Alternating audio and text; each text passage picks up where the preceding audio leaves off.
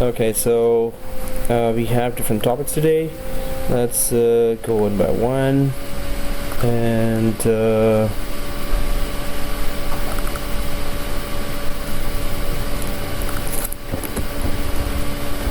so here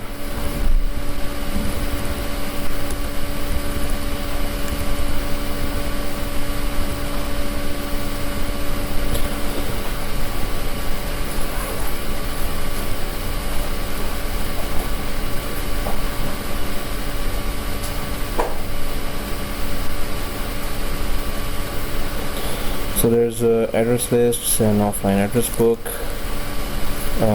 that is available, and we could just create a new one as well. Then there's the backup topic, so and archive database. So first we quickly log in, and then let's start that server 2, and let's go to ECP.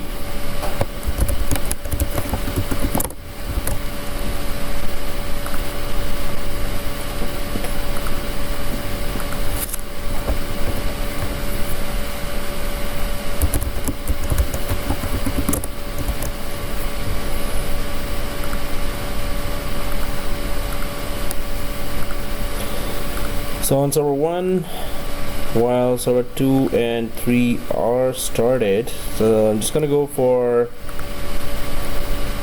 Internet Explorer on server 1, 2, 3, whichever we can go for, and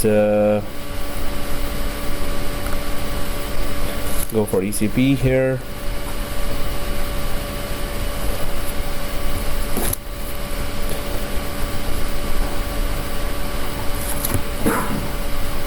And it is continue to the website. Let's log in and go for our address lists, then public folders, then OAB, some of the smaller but more important topics. So if everyone's inside ECP, then we can go ahead. So we did try to cover last time permissions, compliance management, and I'm reminding as the video starts now, so that don't lose your big chunk of marks from those weekly labs. So please try to send me all the weekly labs with all the correct until the last all the steps. So some of the labs are missing steps, some have just sent me with the error. So, if you're sending me errors, what do you expect me to mark, right? So it has to be successful lab. So I'm gonna mention that in the email, and you still have to, like 2 weeks. We have still 2 weeks, right? 2 weeks including the final, or without final? Including final. So like today's the. So next week is. Next week is the season finale, or what? So next week is the final one, right? We can still do that.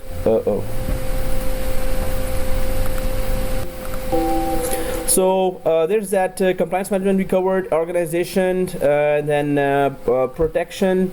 About the protection here, I'm just flying by some of the areas which are just obvious. I would say there, malware detection response, delete the entire message, sender notifications, administrator notifications, and customized notifications. So this is just an extra protection that we are seeing here. If I click the default even, and if we are all there and we click the default and go for the pencil edit here, so and we in the general there's nothing there except for the description, but in the settings we can see that malware detection response here. When malware is detected in any attachment, select whether to delete the entire message or to delete all message attachments only. So this is kind of extra protection that we can just put delete the entire message, delete all attachments, and use default alert text, default delete all attachments, and use custom alert. You can just put an alert as well that why you're deleting this message if there is malware found there, and then the notifications to internal senders and external senders as well. So it could go out to the external senders as well, and it is comprehensive that how do you want the message to be sent, which message to be sent, and what wording you want to send it, because it could be creating a problem as well if you're just deleting everything without even informing the users. So proper notification is always good. I'm just gonna close that just to fly by this, just to go over it and see the protection. Then we have certain more areas here to go for. For example, in mail flow, we have rules here. Then we did talk about send connectors and receive connectors in the early classes. Then here, when we talk about rules, we did create some rules here for from the last class, where it was data loss prevention. We were trying to check that. A nice dress. Cool. Okay, so yeah, here delivery reports also, we can just search for delivery information about messages sent to or from a specific person. So you can narrow the search to messages with certain keywords in the subject, and we can search that as well. We did do searching in the previous class feature as well. If we go to compliance management, we were here in place and e-discovery and hold.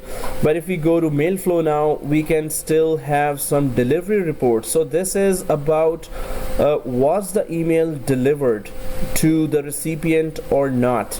So if we send an email from one mailbox to another, and then try to check here the delivery report, was that email sent or not, from which email, from which user it was initiated, and which user was a recipient.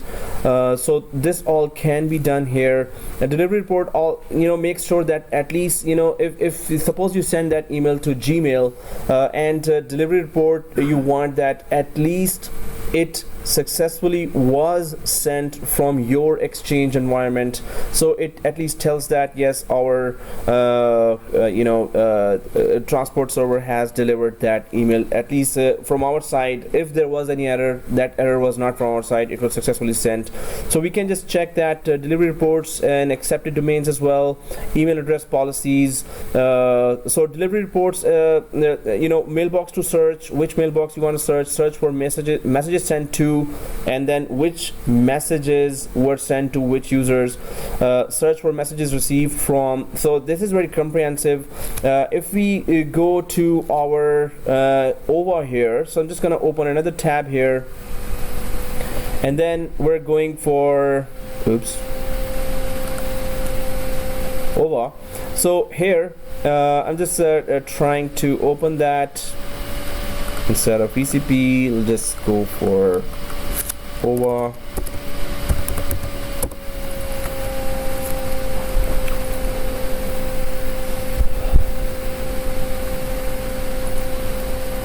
So here in OVA, and I'm logged in from Exchange admin. So new email, if I go for Exchange admin and then new email, everyone there? So when we go for new email and two, and we're just going for Alan Reed maybe,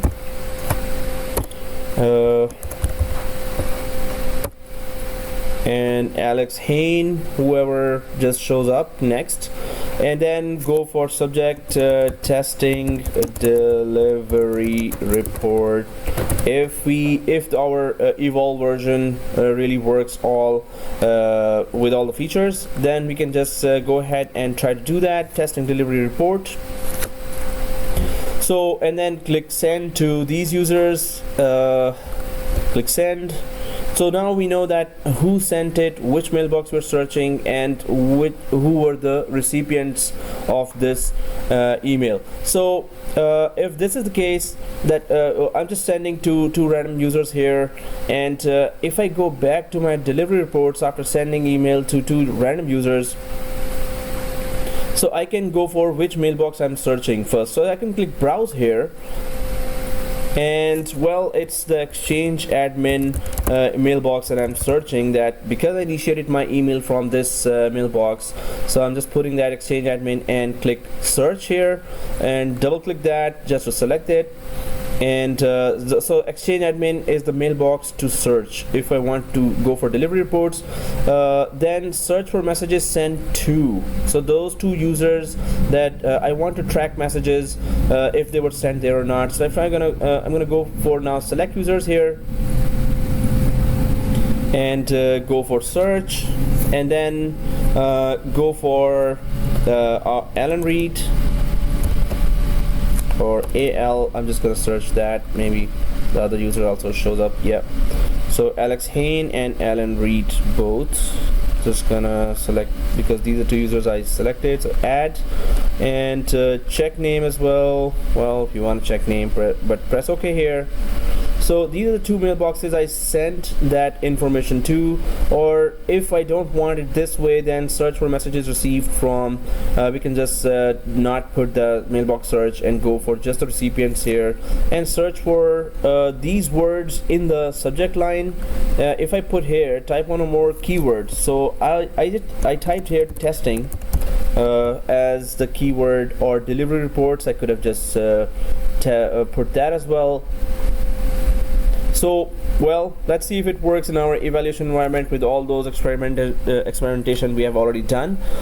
So Exchange admin is the source or the mailbox, and the messages we sent to were these two mailboxes, and the keyword I put there was testing. So if I click search here, there it comes up with this testing delivery report or search results here. I hope it's coming to everyone. So we could just check it out. Can we double click that? Yes, we can. And when we put it up there, so two recipients were there from Exchange admin to these users, sent at this time, this day and this time, and detailed delivery report. So this is within our organization, but we can easily track how many users were there and what time each user received that email.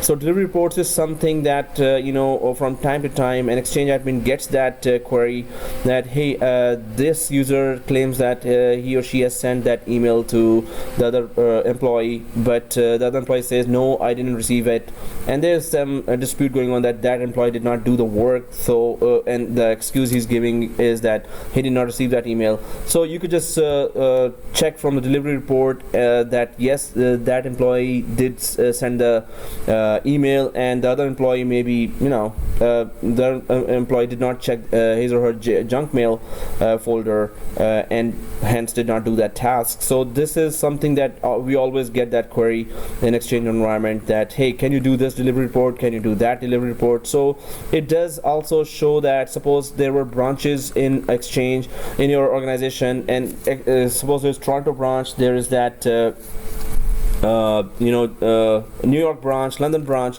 and they all have Exchange servers. So this report would get very thorough that which branches or which Exchange servers did this email touch or went through in order to reach the ultimate recipient mailbox. So this detail really helps a lot in investigating whether that email was successfully sent or not, right? So let's click close here. The delivery report does work, but we mainly get to know that what was the purpose of the delivery report and why is it useful. So then we go next to the accepted domains here, and this is where what domain is authoritative, or which domain your employees will have, and the emails you can accept from your employees from that domain. So suppose your company name is like abc.com, and you're an employee user1 at abc.com. So you can just put that accepted domain there, that yes, we are accepting emails from this domain, user1 at abc.com, as our own company emails. So if we go for plus sign here for the accepted domains, Then we can just put there accepted domains are used to define which domains will be accepted for inbound email routing. So if these domains are our own, are these our own employees, are they part of the company, are they partner of the company, so we can just put any name here, abc dot well, I think this is an actual domain. So okay, so let's test accepted domains .com. So if this is the domain name here, we could just put that name here as well as an accepted domain. And so it could be anything .com, star.contoso.com, or start.anything.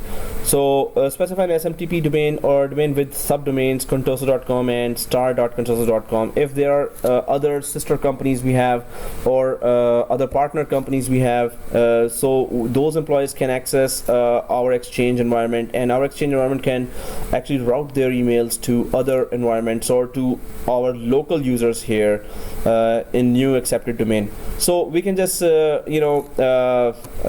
to add as many accepted domains as our company owns those domains.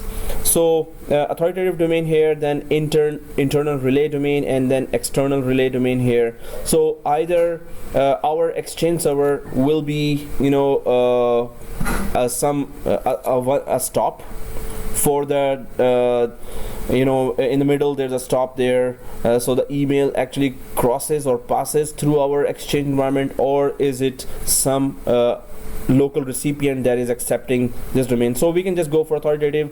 Internal relay also is that if you are in Toronto and the other user is in New York, so internal relay will make sure that suppose the email was supposed to be sent to New York guy, and the email was received by Toronto Exchange server, so it will internally relay that email from Toronto Exchange server to the New York Exchange server if you just receive that. So you will say that if this domain, if any email comes to this domain, and if you have enabled internal relay, so it will just accept that domain email, and then it will forward that email to the or relay that email to another branch Exchange server. An external relay would be that your Exchange server actually receives emails from this domain users and then send it to outside some other Exchange server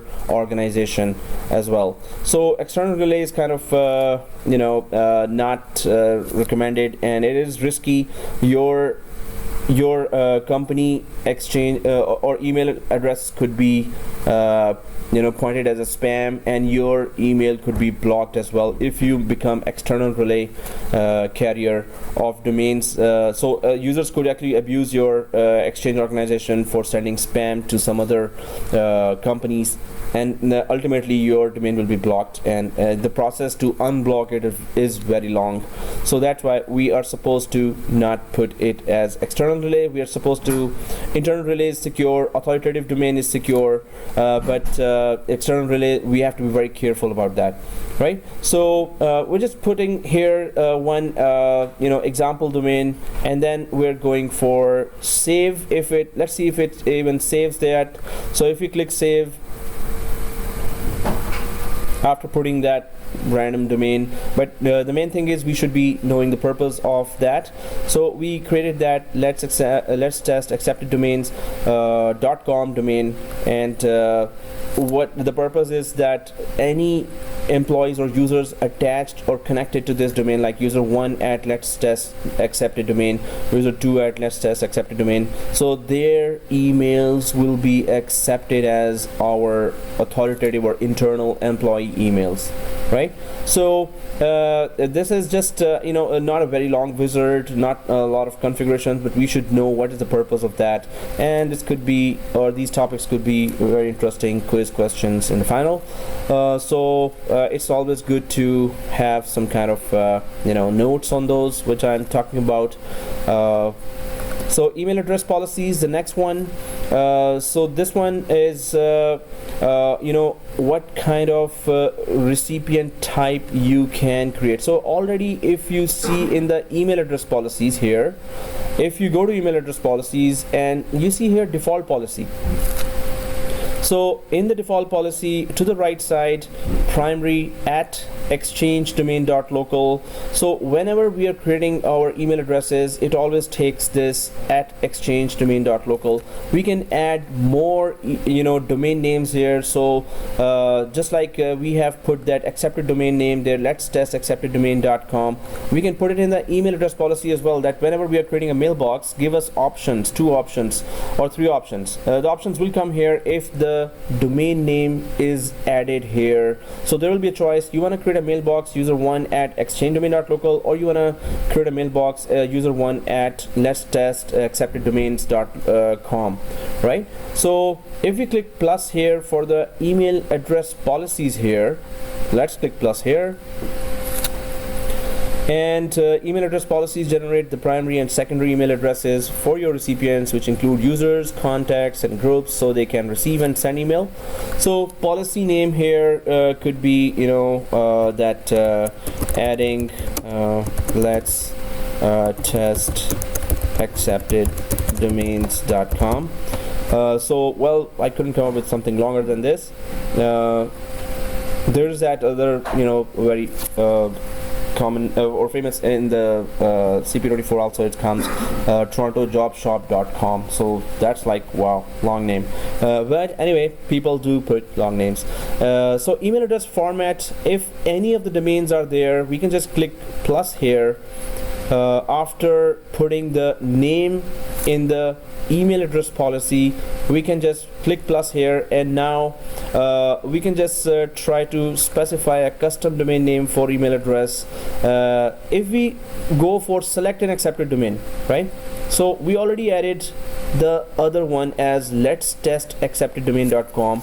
So it's just saying that, hey, you want to create your custom domain name. It could be that your company has started a new project or some new product, and they have a totally different domain name, but it's still part of the same company. So you could just add that domain name, so you could create mailboxes for employees that are working for that specific product for which you've created a new domain name. So you can add that domain name and then create mailboxes for those employees. So because we added in the accepted domain, so that's why it is already showing there let's test accepteddomain.com. So we can just select that one as well, and then it asks that how would you want to create those mailboxes, and how do you want to name them. So already we have those 390 mailboxes that we created from PowerShell. So it was john.smith at contoso.com, or it was something some first name dot last name at yourdomainname.com. So we can just stick to that as well. So if we create a mailbox of any employee who is a part of let's just accepted domain or any new domain, we can just put the rule there that how that domain or how that mailbox will look like, or how would you put it there. So I'm just selecting this because we have other 390 users like that. And if you click more options here, then there's that enter address type here. Is it an SMTP address, or is it some other type of address, email address parameters? But this is kind of advanced, so we're just gonna uncheck that. So what we are seeing here is that we are creating a new email address policy where we're saying that from now on we should have a choice between let's test accepteddomain.com and to create a mailbox, this one, and the exchange domain.local. So let's see if it really appears there. So let's test accepted domain is selected there, and I've just gone for john.smith. This is the way we're putting the names. You could just choose any other one if smith.john, like last name first and then after dot the first name comes, or first name dot last name. So I'm just gonna click save here, and let's see if it creates that. Yes, it does, and gives a format example here as well. that john.smith@let's-test-accepted-domain.com is showing there. Then there's that run this policy in this sequence with other policies as well. So which one do you want to be shown first when you're creating a mailbox? This one or already that exchange domain.local? Whichever you select here as first and second, it's going to go for that. So specify the types of recipients this email address policy will apply to. So all recipients or only the following recipients. Maybe that scenario where the product new product has been launched and new domain was launched for that product, so you could just go for that set of employees only instead of the all recipients, and then create rules to further define the recipients that this email address policy applies to. Well, we can just stick to right now, click saving it and checking if the let's test accepted domain even shows up when we are creating a new mailbox there, right? So if you have selected all this, then we can just go for click save here. Does it actually save? It says this policy isn't active yet. Click apply in the details pane to apply this policy, address policy. So it is not active unless we apply it. So how do we apply? If we go to adding let's test accepted domain policy, and to the right side, after selecting to the right side, we do see apply there. Everyone sees that, right? So we do see apply. Those who are following, everyone sees that. Okay. So yeah, everyone's following. Cool, huh? That's good. Okay, so I'll just click apply here. Applying this email address policy may take a long time to finish. During the update, you won't be able to perform other tasks. If this email address policy applies to more than 3,000 recipients, you should run the following exchange management shell command to update it. Well, we don't have 3,000, so press yes. So now when we are creating mailboxes, let's just check it out if it's going to work for us. And it's going for those mailboxes. So adding was applied. You've completed the operation. I hope nobody got an error for that. Was applied. Close.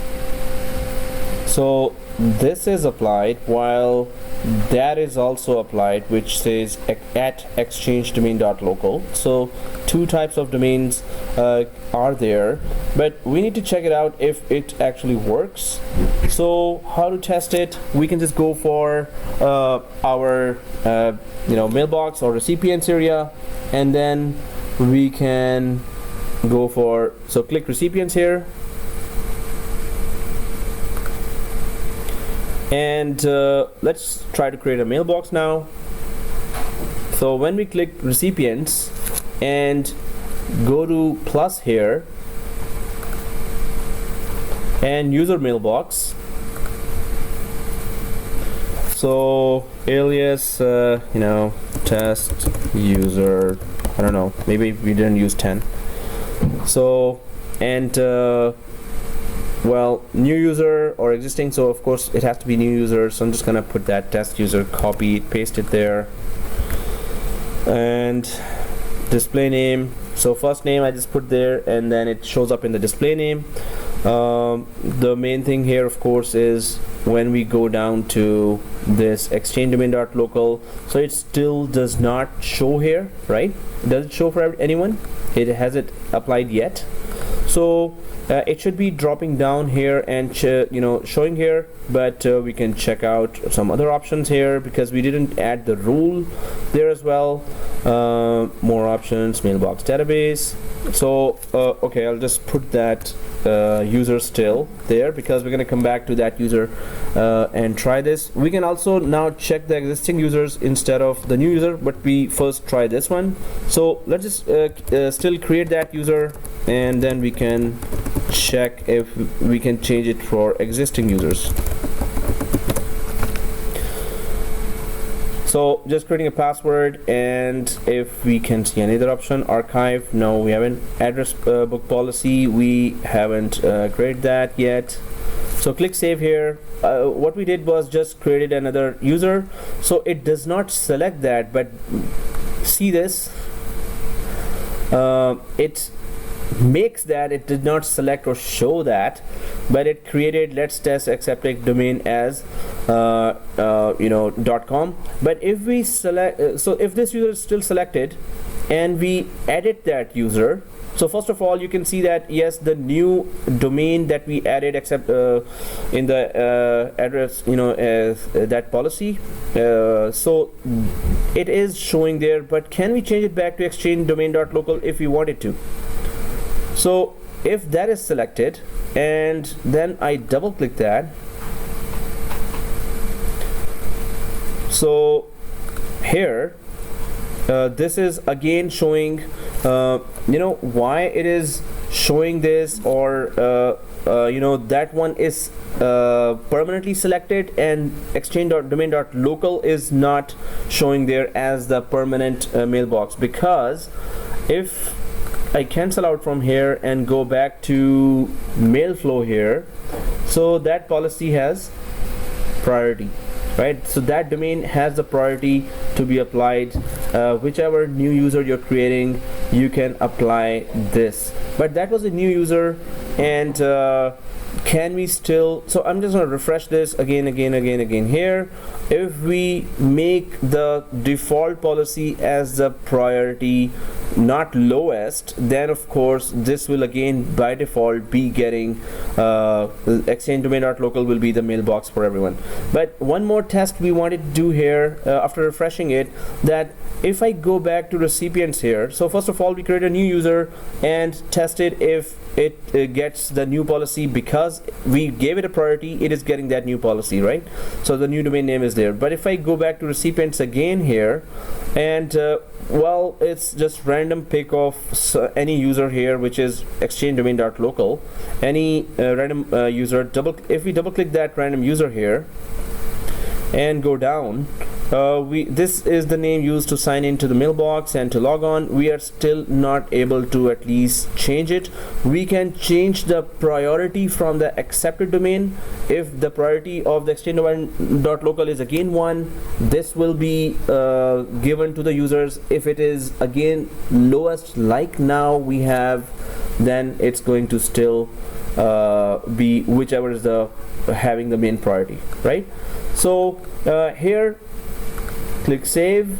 So if I keep the existing user still selected and go to the right side, do we have any option that could let us change that email? So email connectivity over to another database. Excuse me.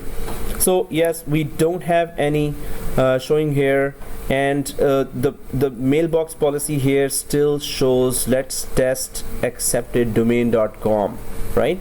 So if we refresh that whole view here now, the whole thing has changed to let's test accepted domain. So how do we change it back? Anyone knows that? So just change the priority there in the mail flow, right? So if we can change the priority, now every mailbox is let's test accepted domain.com. Every mailbox is like that for everyone? Those were okay. So it is, right? So we can just change the priority, and then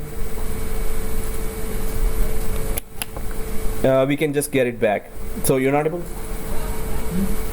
This is not showing for you? No, it shows it. Okay. So if you go back to mail flow here, and applied is there, if we go to the let's test accepted domain here, and even the arrows are not showing there. If I double click that let's test accepted domain, instead of coming here, I'll just go to that other user, apply to all recipients. Now we can just go for any recipient as well, or we can go for add rule here. I'm just quickly checking all the other options here. Yes, we can just go for specific users, but we selected all users, so at least now we can see that okay, this is how the accepted domain with the help of email address policies can be implemented on all recipient types, right? We could have chosen just specific users, right? But we haven't, so it is just changed to all. If I just want to get rid of it, I could just delete that, and then it would be that other domain default policy, or we can go to the default policy. If I click that default policy here and go to the edit of the default policy, so can we change its number? It says run this policy in this sequence with the other policies. Email address type is this, and apply to all recipient as well. But the default policy does not show us or give us the editing options. If we keep going back here, default policy to the right side, it does not let us apply anything. If we go to the other policy, it also does not. Mainly I would want to, if I really want the previous one, I would want to restart the that IS service, and then would try to do that and check it. So you try that? No, I could try that. I could just go for main services, try that one by one, or I'll just go to the Google. But main thing is you have to restart the service for these options to let you change between the domains, right? So the main purpose here and the brief test here just shows us that what is the purpose of this. So accepted domains, you can just put here that yes, this is our employees as well, this domain is also being used by our company, and then you can put it in the email address policies and then try it again, right? So we did talk about today is the last day, right? Is it? Okay, not and like the class last day, then it's just the test. Is it so? Or do we have the next week for the class as well? Next week. We have a class? Yeah. Okay, so it's 3 weeks then. Yeah.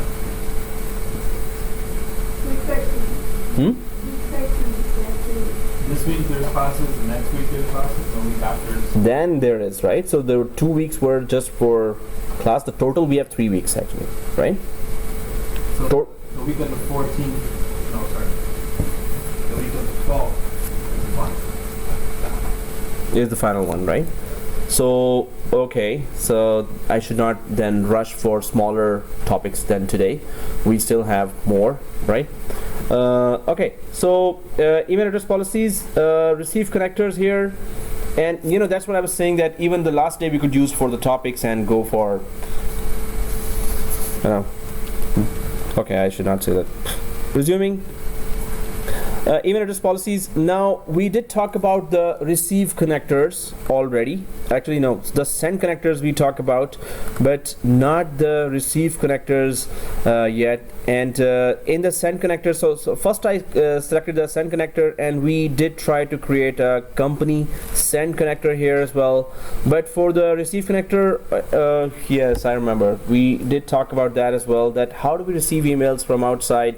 And for that I did explain in the diagram in lecture 3 or 4 that how can we receive emails from outside if we try this at home, right?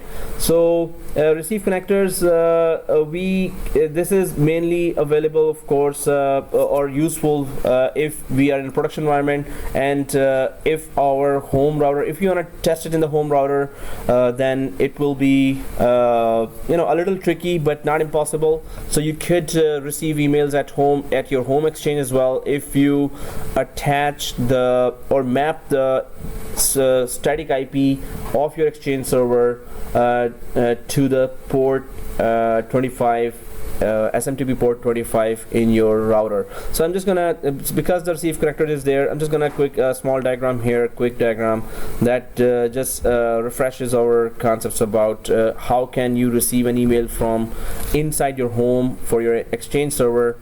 And you could just create your own domain there, and yourname@yourname.com, and that would be that is a project that many students did do previously. So if you have an exchange server here at home, and you have a home DSL router, then this is the DSL router. All you need to do is that whatever your static private IP is, Suppose it's 192.168.0.22 suppose. So you can just log into your DSL router, and here basically you could just map the exchange private IP to the port 25 and inbound inbound 25 and outbound 25. If this policy you put in your home DSL router, then you will be able to receive emails according to so this is just the router setting. This is your Exchange server. You must still have a website out there that is forwarding your email. So if you have a website out there, yourwebsite.com, so in the DNS you could put that a record and MX record that pointing to the public/real IP of your DSL router. Once it reaches from that website to your public router, public IP of your router, and then it just goes directly to port 25 because it's an email coming from this website, from your Hotmail to this website, from this website, because you've put the address user1@exchangedomain.local suppose. So it's going to go to this website, and then this website will forward this address through the ANMX records to your public IP, and your public IP could be anything. You will just go log in to your DSL router, and your public IP should be like something like 72.43.823.44. I just went random here. So this IP has to be mentioned. This IP has to be mentioned inside the A record, especially inside the MX record here. So once this is done, so it will know that if the email comes for exchange.local there, or you can just add your website name as an accepted domain inside here. So add your website name .com as an accepted domain here. So then the email comes to user1@yourwebsite.com, and from here the MX record forwards that email to the public IP of your DSL router, home DSL router. From there it goes inside, because it's port 25 traffic, so it checks that port 25 is enabled there or not, and then port 25 checks that, oh, this is the map the exchange private IP, so this private IP is mapped to this port 25, and then it forwards that email to your home Exchange server on that private port, and from there you can just receive that email inside your mailbox. And this is your home Exchange server, so it's you can just maintain your own Exchange server at home, and you can buy a company name, just a website name in $10 or $5, and run your own home-based messaging services. So this is receive connector, and receive connector it needs to be set up.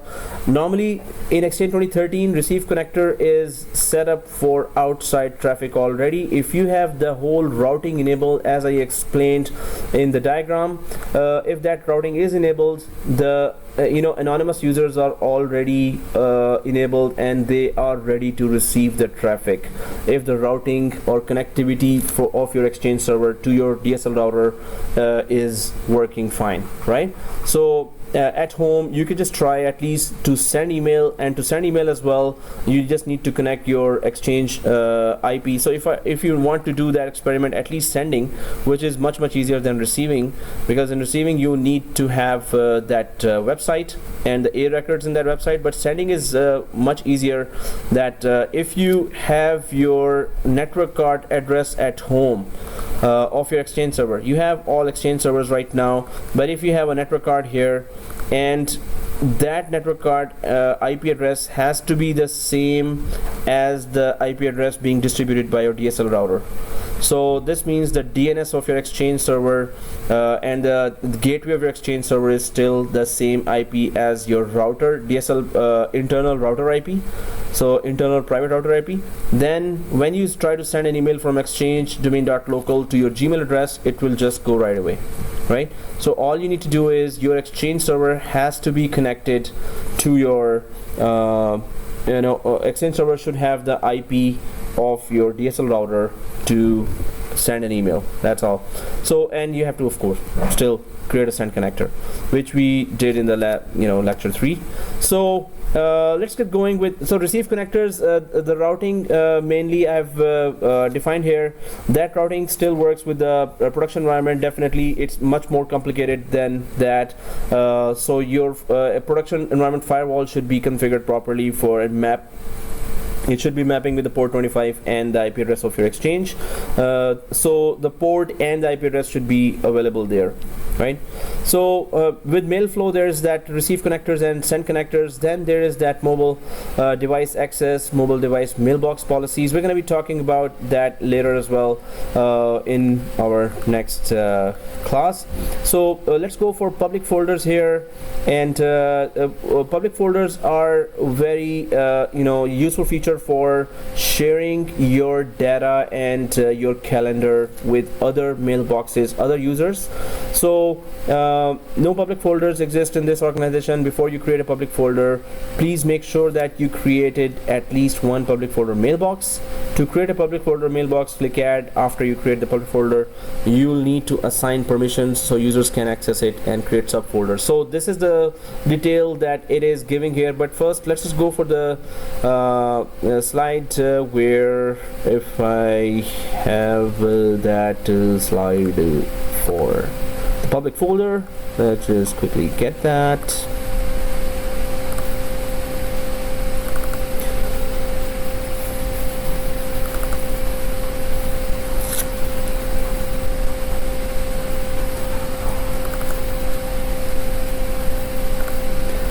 So in Exchange 2013, Microsoft changed the public folder architecture, branding them as modern public folders.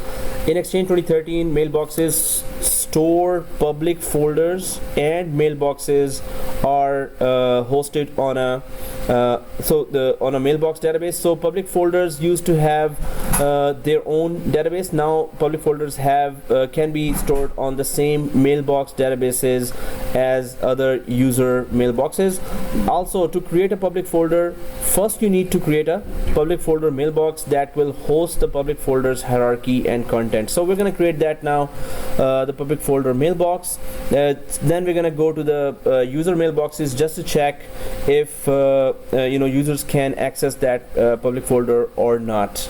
So the maximum recommended mailbox size is 100 GB. Maximum recommended mailbox database size is 2 TB. So there is no more public folder replication. You must use Outlook 2007 or later to access modern public folders. Let's just check it out. What is it and how do we use that? So users cannot delete public folders from Outlook Web Access, but they can perform any other operation. You cannot apply retention policies to public folders. But anyway, public folders use their own database replication between servers for high availability. So this was done to allow public folder replica to be available to users on the nearby network server. If you want them to be highly available, now public folders could be added to database availability groups. We did try the DAGs and we failed over and did the crash test as well. So the drawback with the DAG replication is that sometimes the user needs to wait for minutes to get the PF updated. Yes, this is the same thing. So these are special mailboxes which store both the public folder hierarchy and the content and the replication. So yeah, we talked about that already, that DAGs does the public folder. So let's just try to create a public folder first. So I'm just going to go back to So there are more details, but we're gonna come back to it a little later. Create a migration request. So I'm just going back to my server here, the server 1 in the ECP, and here is the public folder. So there are public folder mailboxes and then the public folder. So every public folder must be contained in a public folder mailbox. Click add to create a public folder mailbox. So I'm just first here on the left side public folders, then to the right side I go for public folder mailboxes. So let's click plus here and try to create that first public folder. The first public folder mailbox created will contain the writable copy of the public folder hierarchy. So let's put a name here, the company public folder. So it could be part of the organizational unit, and yes, now it could be part of the mailbox databases. So if I click the mailbox database here, we can just put it on any of the mailbox. We can go for DB2 here and press OK. So what I've done is I've gone to public folders mailboxes here, and then click plus here, and then went for this creation of a mailbox, new public folder mailbox. So that's the top mailbox, and under that we can create our hierarchy of folders that the users can use to share data, tasks, and even files. But it is not actually made for that, but users still do that and share their files as well. So if the top folder, company public folder, is created, let's just click save and check if there's any error or it creates that. So once we click save, yes, it has created the company public folder here. So it can have the secondary hierarchy as well. We don't have anything on the right side showing here, so this means that we can go ahead. Before going ahead, we can just check those options. If the company public folder top folder is selected, we can click edit here and check some of the options here. Yes, the name we can change anytime, and mailbox usage. So when we go to mailbox user, the user hasn't logged on to mailbox so there is no data to return. After the user logs on, this warning will no longer appear. So the mailbox usage is just 0 bytes. And if I click more options in the mailbox user, so use the default quota settings for the mailbox database, customize the quota settings for this mailbox. If we want to put a quota settings here, already it is having customized quota settings or default quota settings here, which is 1 GB issue warning, and 2 GB, 2.3 GB is prohibit post, and maximum item size unlimited. So it is already unlimited. But we haven't selected that. So this is all what we can do with public folders here. So we can just click save here.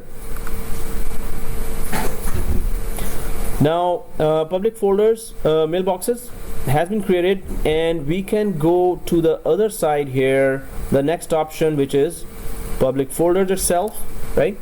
So if I refresh here, right now it is asking for subfolder name, and has subfolders, mail enabled, and mailbox, right? So we can just click plus here,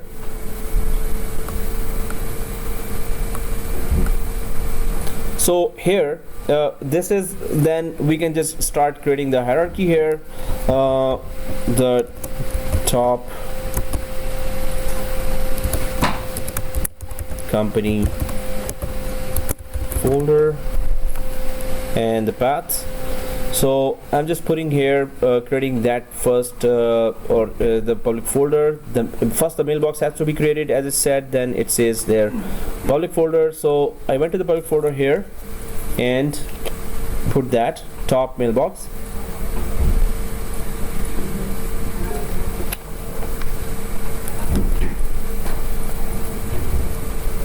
and click save.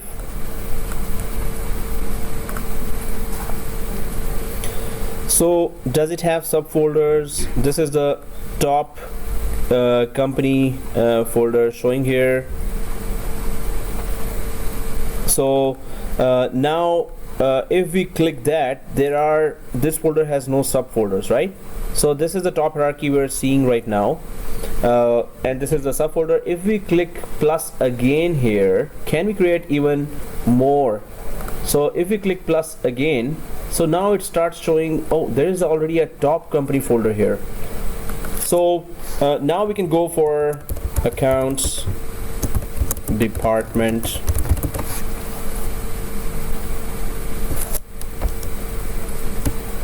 PF. So I'm just gonna save that, Control C, accounts department underscore PF. Just trying to create a hierarchy here. So accounts department PF. So this is inside, or once I go inside the top company folder, then I'm starting to create this accounts department PF.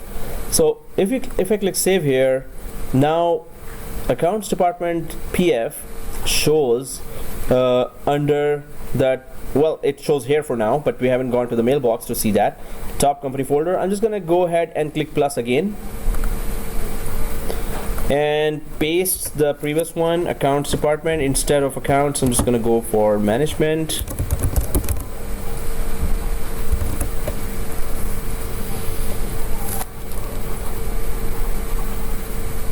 Management department PF, right? Management department PF, and then save, and third time plus, paste, and sales. So sales department PF.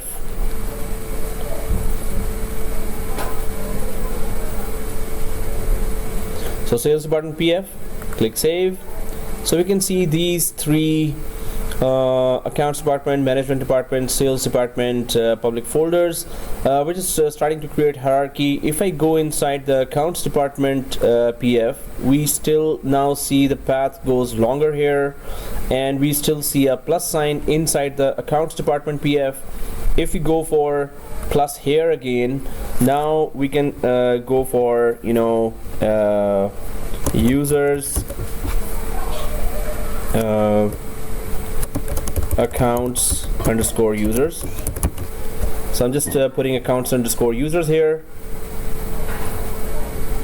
and accounts underscore user under that path. The path goes longer now. Click save, and then in the same top company folder, account / accounts department PF, if I go for plus here, then again computers, accounts computers underscore computers. So accounts underscore users and account underscore computers, right? So top company folder, accounts department PF, accounts users, accounts computers. So all this is created, but does it show up inside the mailboxes of the users so they could share their information if they have the rights to access that? So first of all, if we leave it like this, so if I go up here to the Go parent folder, there's an up arrow showing here. So when I go up, it goes to the upper level. Now only top company folder is left, and if I go up again, it goes for the main top company folder name here. So if I click that, then of course it just shows all that hierarchy. Now if I click here, 3 dots, root permissions. So we're going to talk about permissions because they are very important here. The 3 dots shows the permissions, right? If I go up again for the top company and check this, the root permissions are still showing for all those. For now, if either we are on any level and we go for the 3 dots here and click the root permissions just to check what can we do and what are the options we have. So add or remove users who can access this public folder and edit their permissions. So apply changes to the public folder and its subfolders. Well, we are, and you can see that it is IPM's underscore subtree here.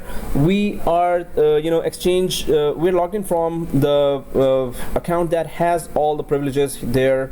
So we can first check if without adding here anyone, at least Exchange admin should be able to do anything. So Exchange admin is creating all those hierarchies, but let's go to the Exchange admin mailbox and check if any of these folders actually show up there or not. We can already see that the root permissions, nobody's added there, right? But we can still check at least in the mailbox. So let's go to the Exchange admin mailbox, which is opened here.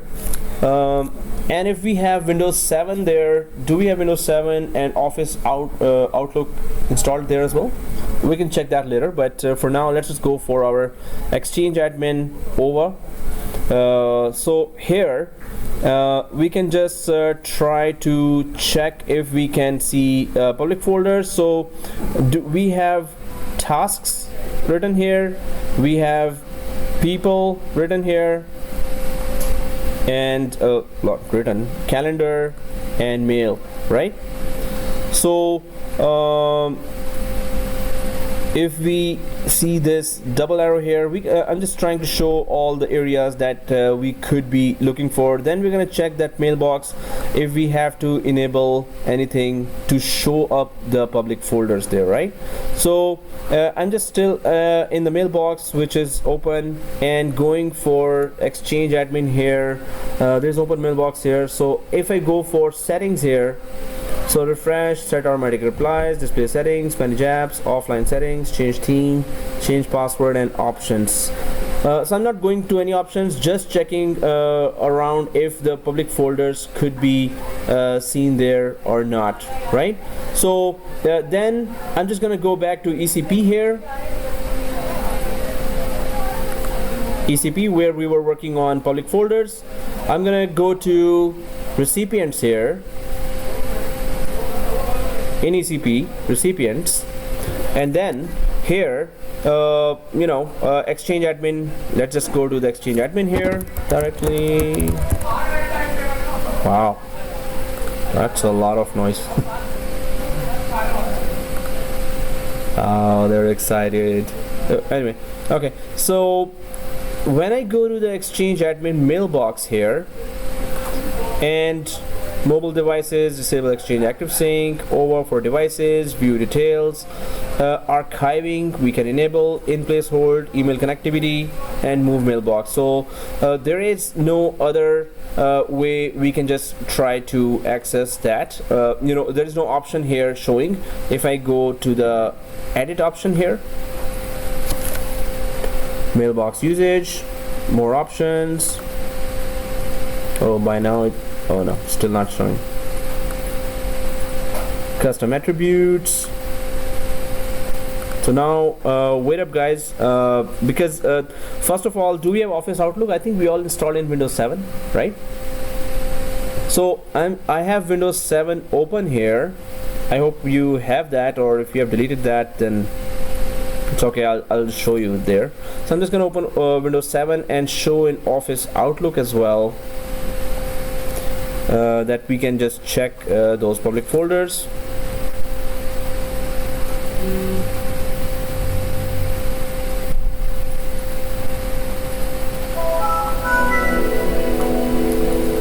Okay.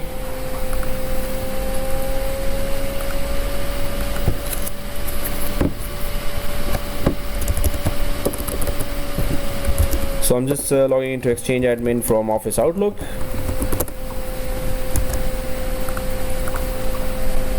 Ask me later. Oh, serious, it's expired. Okay guys, I have to CMD.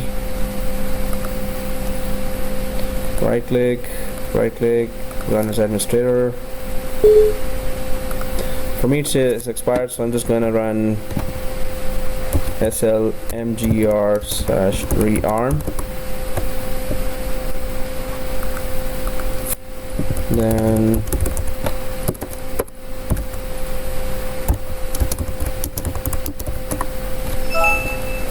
so It's gonna start now. If anyone has Windows 7 and Outlook, I think we all installed that there.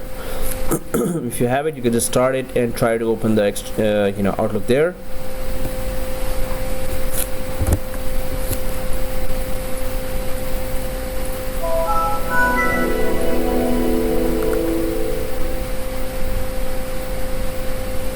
And oh, service.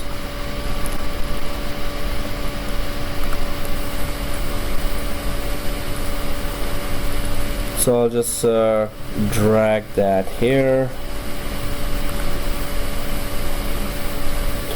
Oh, is it recording?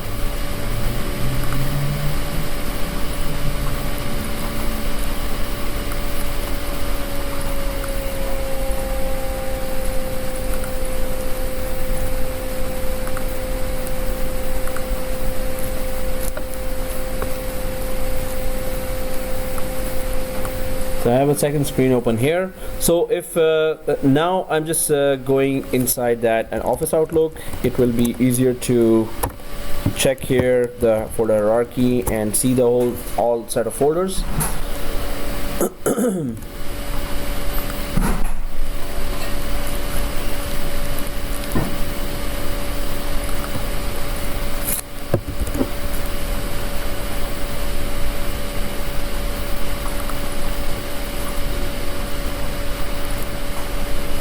Okay, I'm still playing with the screens here.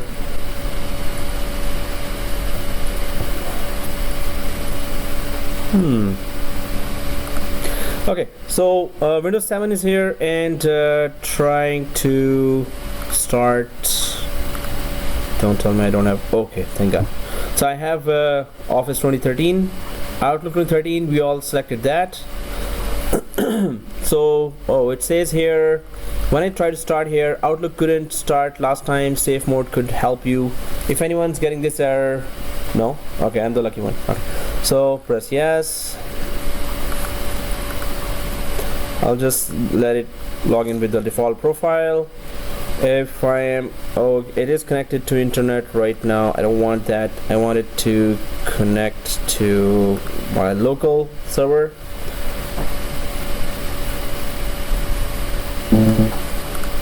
Local connection. Yeah, IP address is local 52, so we're good. So let it. So if we are on this screen, welcome to Outlook 2013. Next, yes. So I'm just going for yes. Has anyone connected the Outlook already to the Exchange? Okay. So first, if this screen is there, so do you want to set up Outlook to connect to an email account? If you're on this screen, right? So stay yes. Keep the default option yes. Next. So here, email account, it detects. Okay, we messed up our. Okay. So it detects that. Let's test, because it is an accepted domain. It should be accepting that. And if we click, if we keep it like this and click next, does it make a connection? So it is searching for that mailbox now. The security certificate. So if you see this, anyone sees this error? You see that, right? Okay, will be coming. So the security certificate was issued by a company you have not chosen to trust. View the certificate, determine whether you want to. The security certificate date is valid. The security certificate has a valid name. So yeah, we can try to proceed if it lets us. Otherwise, we can just click view certificate here as well. So I click the third option here, view certificate, just to check. So it is normally a self-signed certificate from Exchange server, and it says here install certificate as well, right? When you click view certificate and install certificate, we can just click. If you get this option, then go for view certificate, install certificate, and click install certificate like this. Next. Automatically select the certificate store based on the type of certificate. Yes. Default option. Next. And finish. So I just went for next finish, and it says you're about to install a certificate from a certificate authority server 3. Yes, in my case it is server 3. In your case, maybe it's showing server 2. If that's the case, if you ever see that message, you could just go ahead and install the certificate. But for now, if we click yes here, does it go ahead?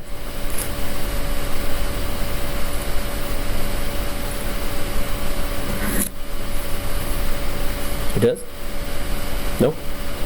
Yes? Okay, it does. So logging on to the mail server, so we are connected to this server, and click finish. Everyone's connected, right? No? Yes? No? Okay, so you could we do have Office 2013, right? Okay, so yeah, you could do that on DC as well if you want, right?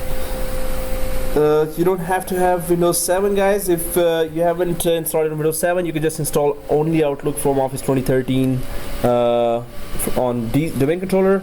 Now this is the Office Outlook. If anyone has logged in already, you can just see that here. So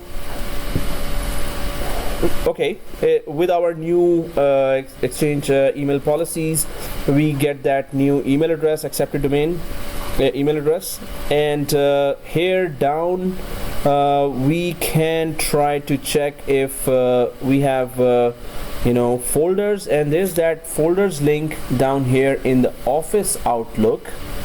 And that folder link, if I just click the folders now, so whoever is inside the Office Outlook can see that. So folders, and now there should be folders. So if I go way down here, the public folders area is there, but do we have permission to expand that public folder?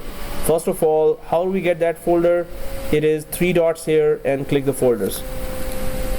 And second thing, so 3 dots down here at the left bottom, and then we go for clicking the folders. Once we click folders, so at the at the end, at the bottom of this line here, so inbox is there, but if I keep going down, way down here, then we can see here that public folders area. If you can see that, yeah, so are we able to expand that? So you're able to see that? No. So do you see 3 dots here? Yep. So click the folder once, and then it should show up. So when I click expand here, I see all public folders and favorites here, right? And then when all public folders I expand, now I see that top company folder there.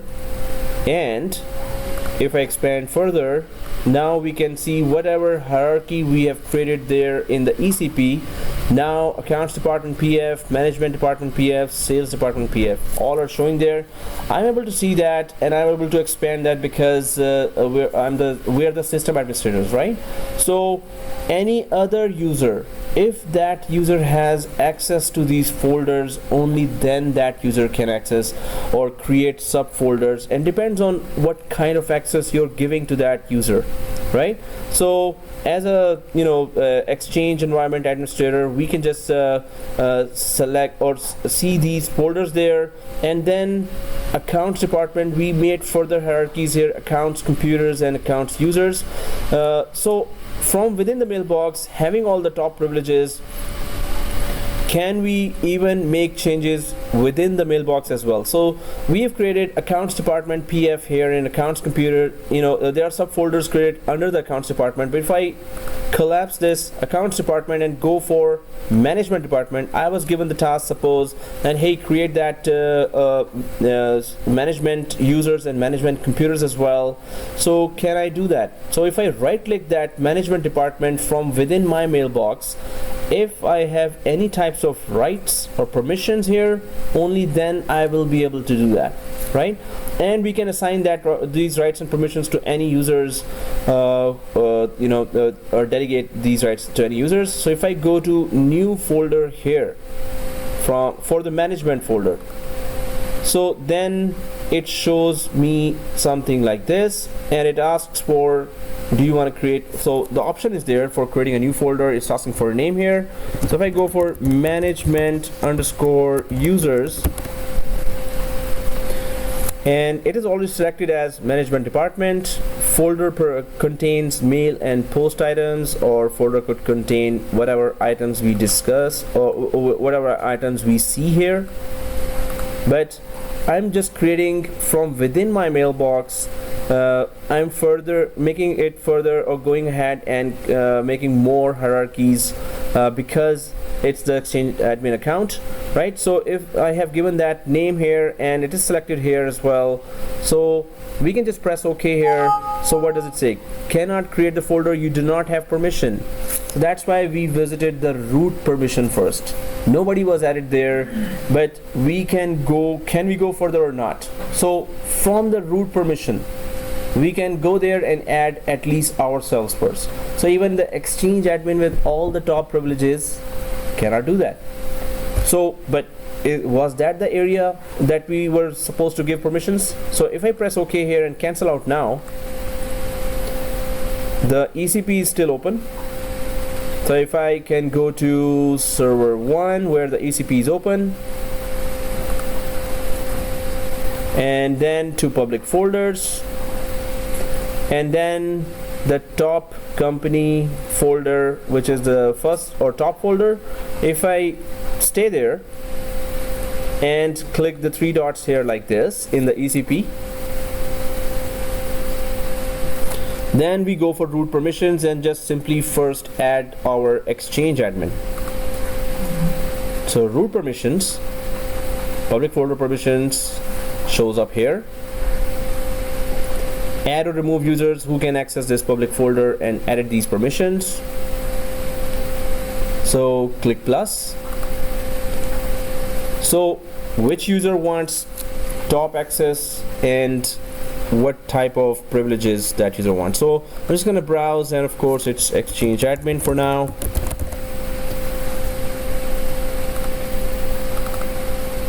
So double click, select, Exchange admin is selected now, right?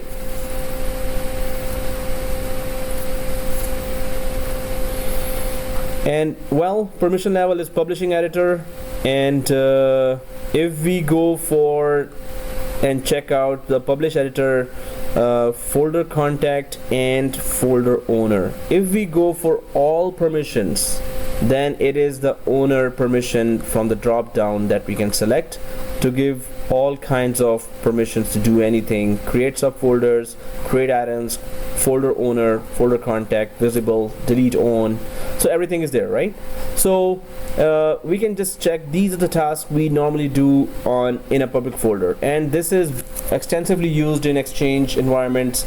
Teams use it for sharing calendars, teams use it for sharing tasks, and you know, team specific area stuff that we can use. So Exchange admin is added, owner permission has been given, and let's just click save now.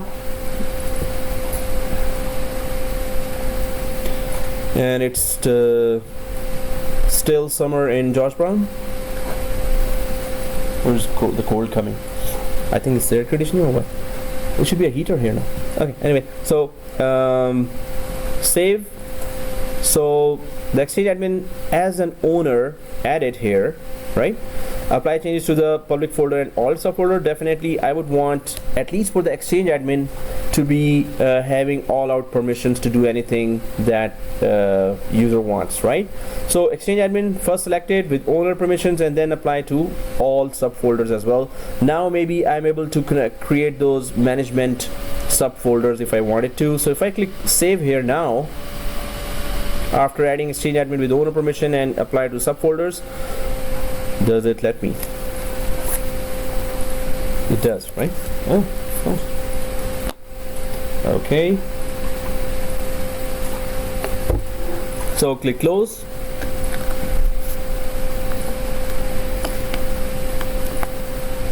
And click close again. And third time.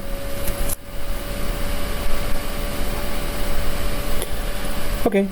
So if I click this folder, well, it goes inside, but the top company folder. So to the right side doesn't, oh yeah, there's the folder permissions area. and mail settings for now is disabled. We can just enable that as well, so we could send emails as well to this, but normally it is for sharing calendar and tasks for teamwork. So now refresh a couple of million times, and then we can just go for Exchange admin again. I will want to refresh that. So within the over of Exchange admin, I could just click refresh. Maybe that would do, or maybe I have to sign out, sign in. Oh, not here, sorry. In Windows 7. There's no refresh here, but I would want to close that mailbox. Oh, it is on safe mode. Serious. So close that, and I'm just gonna open that mailbox. Maybe even that was not required, but I would just do that. Exchange 2013, because it already discovered the whole thing, I mean like the Exchange server, so it should just start now properly. Yep, it did. So recommended settings, nah. Oops, what happened? I closed it, sorry. Okay, I would want to go for recommended settings.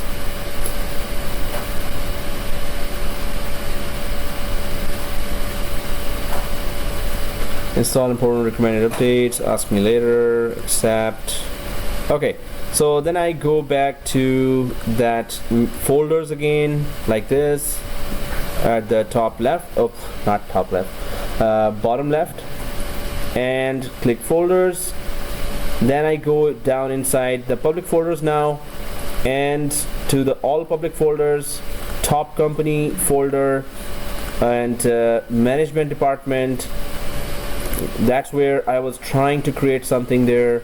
So right click here again. Now it gives me some more options here, but does it let me create a new folder? Did anyone try that? Okay, so name again, management_user, management_user, and pressing OK, I can create it now. So we can see now that okay, from that permission area we can give permissions, and we can just create further hierarchy of those folders, management users. But definitely the management department users will only have access to this folder, or the secretary of the management department would have access to the top folder to create further hierarchies and handle the users there, and sales department users will only have access to the sales department, of course. So we would need to properly give or add security groups of users to these folders one by one, or group by group, but only specific folders. But what does it do anyway? Now we've created that hierarchy from within the Exchange ECP, Exchange control panel, and then also we created the further hierarchy by getting to know that where to get the permissions. But what about the normal users? Suppose we give access to whichever user we can log in with our mailbox here. So if I go back to my server 1, and in our ECP, I want to give one user access on the sales department or accounts department. So I'm just going to go to the sales department here and select the 3 dots here and go for root permissions on the sales department level, sales department PF. So suppose Aisha Bihari or whichever OVA I'm logged in from, she has been given the permission. So Exchange admin has all out permission. We can see that because we added that with subfolders as well. But now I'm just adding one user whose mailbox I already have open. You can just choose any from the 390 users. So if I click plus here and go browse and go for Alan Reed. Alan Reed has some issues because we did put some permissions. Alana Shah we could use, or Aisha Bihari we could use. just so go ahead with your selection for any user. I'm just going for this user, the top first user here, Aisha Bihari, folder contact and folder owner. Yes, I'm just gonna give the owner permission here, but it is on the sales department level, right? Owner permission to that one user on sales. So when I click save here, yes, I'm just giving that user, maybe she's the secretary of the sales department, so she would want to have access and privileged access. So I'll just go for apply changes to this public folder and all its subfolders, so specific. And now this user should be creating the hierarchy under the sales department, right? And then we're going to see what else we can do by just sharing the tasks here. So this user has been given the permission. If I just go ahead up and press save here,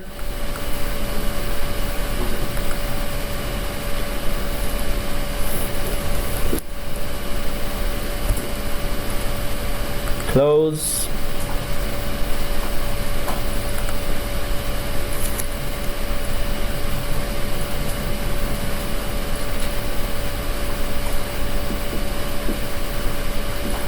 well, one day it's gonna close. Oh man, what? Did I click it? No. Wait. Yeah. 2:41. You know, before the top of the hour, as you said. If we run to Tim Horton. Oh, okay. So guys, let's create that, and one day it's gonna get created. So let's take a break now and come back, and then oh, it got created. Okay. So let's take a break and come back. Pausing now. Okay guys, so we gave permission to, in my case, I gave permission to Aisha Bihari user, and suppose she's the secretary of sales department, so that user can create further hierarchies inside that public folder for the sales department specifically. So on Windows 7, I'll just log off from that Exchange admin and log in from Aisha Bihari user, and switch user here, other user, go for,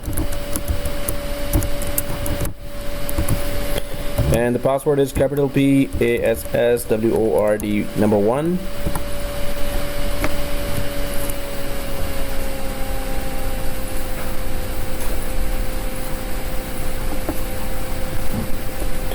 So the mailbox is already created, so Outlook should be okay. Oops, password is not correct. Seriously? Oh, Aisha.Bihari. So Aisha, so I'm just gonna put it on magnifier. This is the user I gave permission in the public folders. So I'm just gonna go for that, login from that user and check the public folder. So as soon as I put the correct password here, it's asking for password expired and must be changed. So I'm just gonna change it to the class password now. Otherwise the password for all those 390 users is capital P and password 1. So capital P and the rest is normal, and number 1.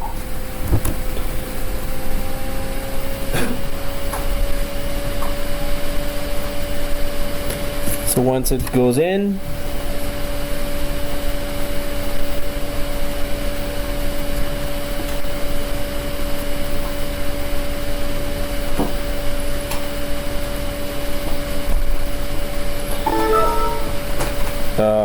forget that. We have our tools. So now I'm just gonna log in from the Outlook of this user and check if the delegation for public folder was successful, and that user can create further hierarchy. So next, yes, I want the Outlook to discover it with the auto discover service. and it detects that there's a user called Aisha.Bihari. Next, and let's check it out.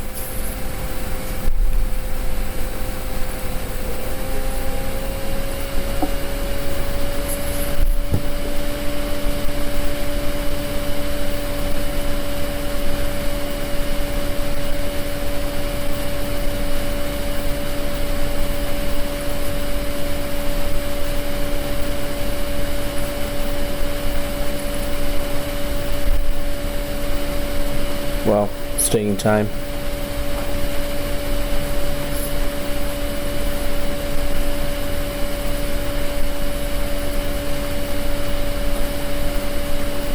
That's it. Check in the background. Oh, there must be that error. Oh, this one, right? Oh, thanks. Well, yeah. Yes, also works. But we could just install that certificate as well. Thank you for this pointing out.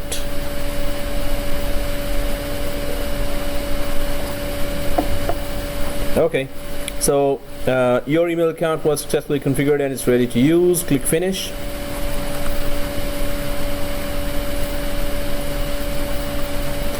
So this user should be able to at least create that hierarchies further from beyond from the sales department, under the sales department.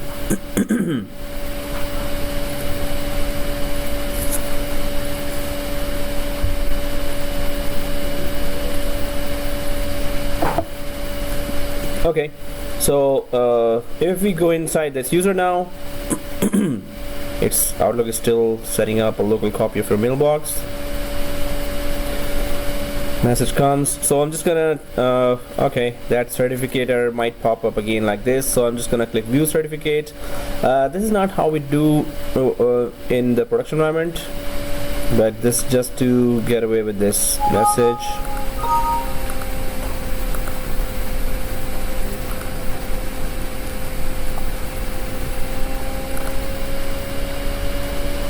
Okay, so once this user has been added or has logged in from her mailbox, so I could just go for those bottom left 3 dots here and click the folders again, and then public folders is showing. Expand that, the user can see that, but top company folder, if that user wants to create any extra hierarchy from the top company folder where the user is not allowed to do, so I'm just going to right click just to check what happens and go to right click the top company folder, new folder, and test, and okay. Seriously? Which the user is not allowed to?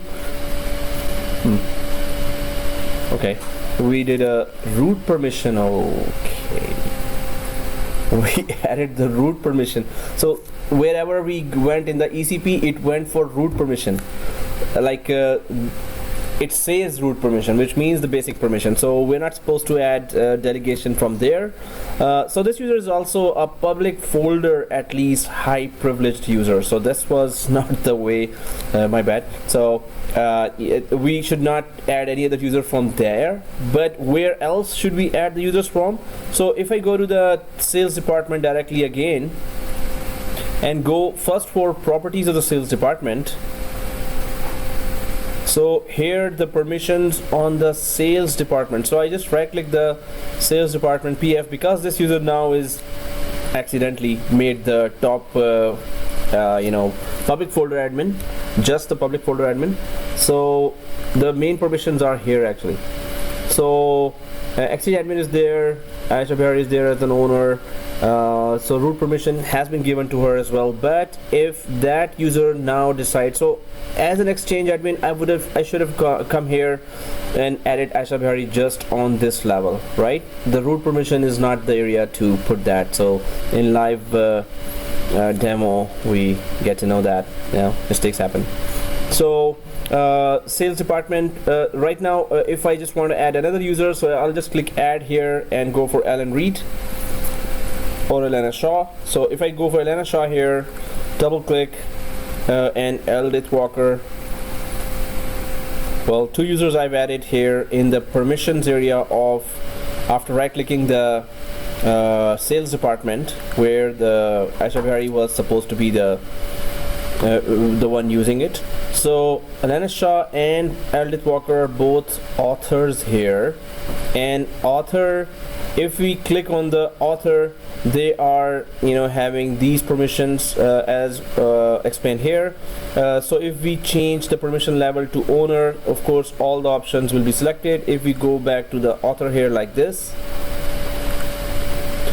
so they will have the specific permissions, but this is exactly what we want, specific permissions. If we click properties here as well, this is the properties of just the user itself, but the main public folder permissions are here, right?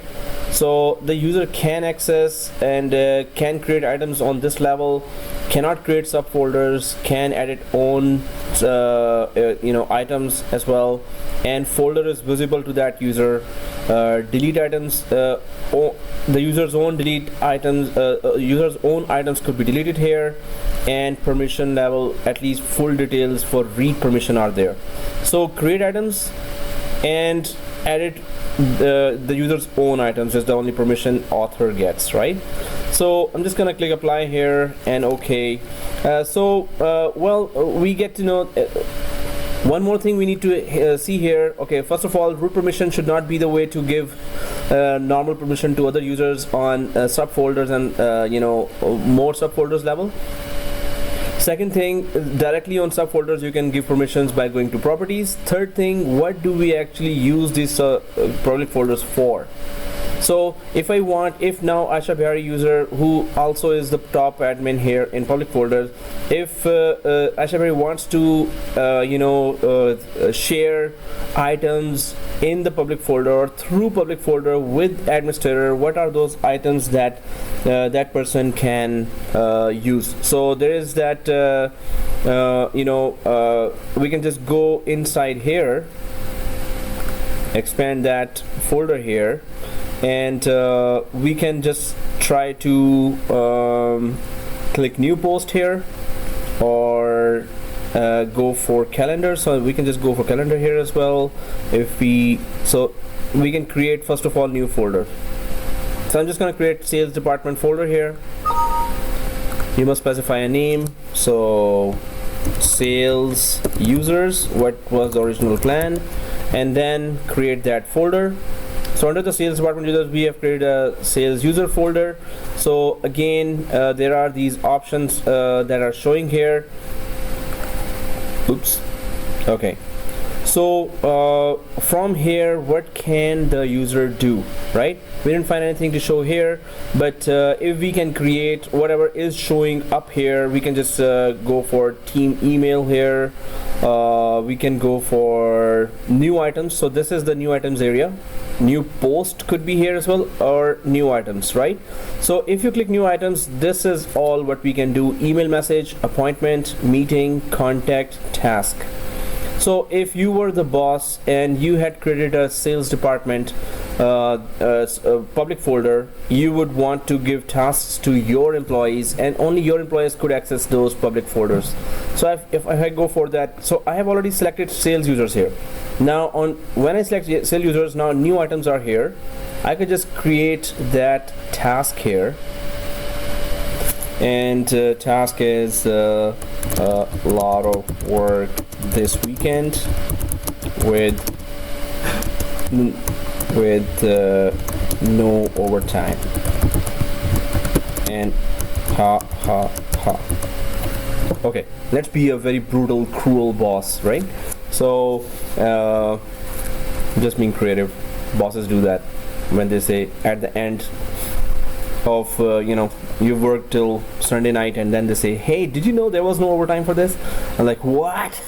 Okay, so anyway, still we have to do that. We need that salary. So anyway, once this is done, start date, end date, whatever, person complete, normal. So I just put the name here and save and close.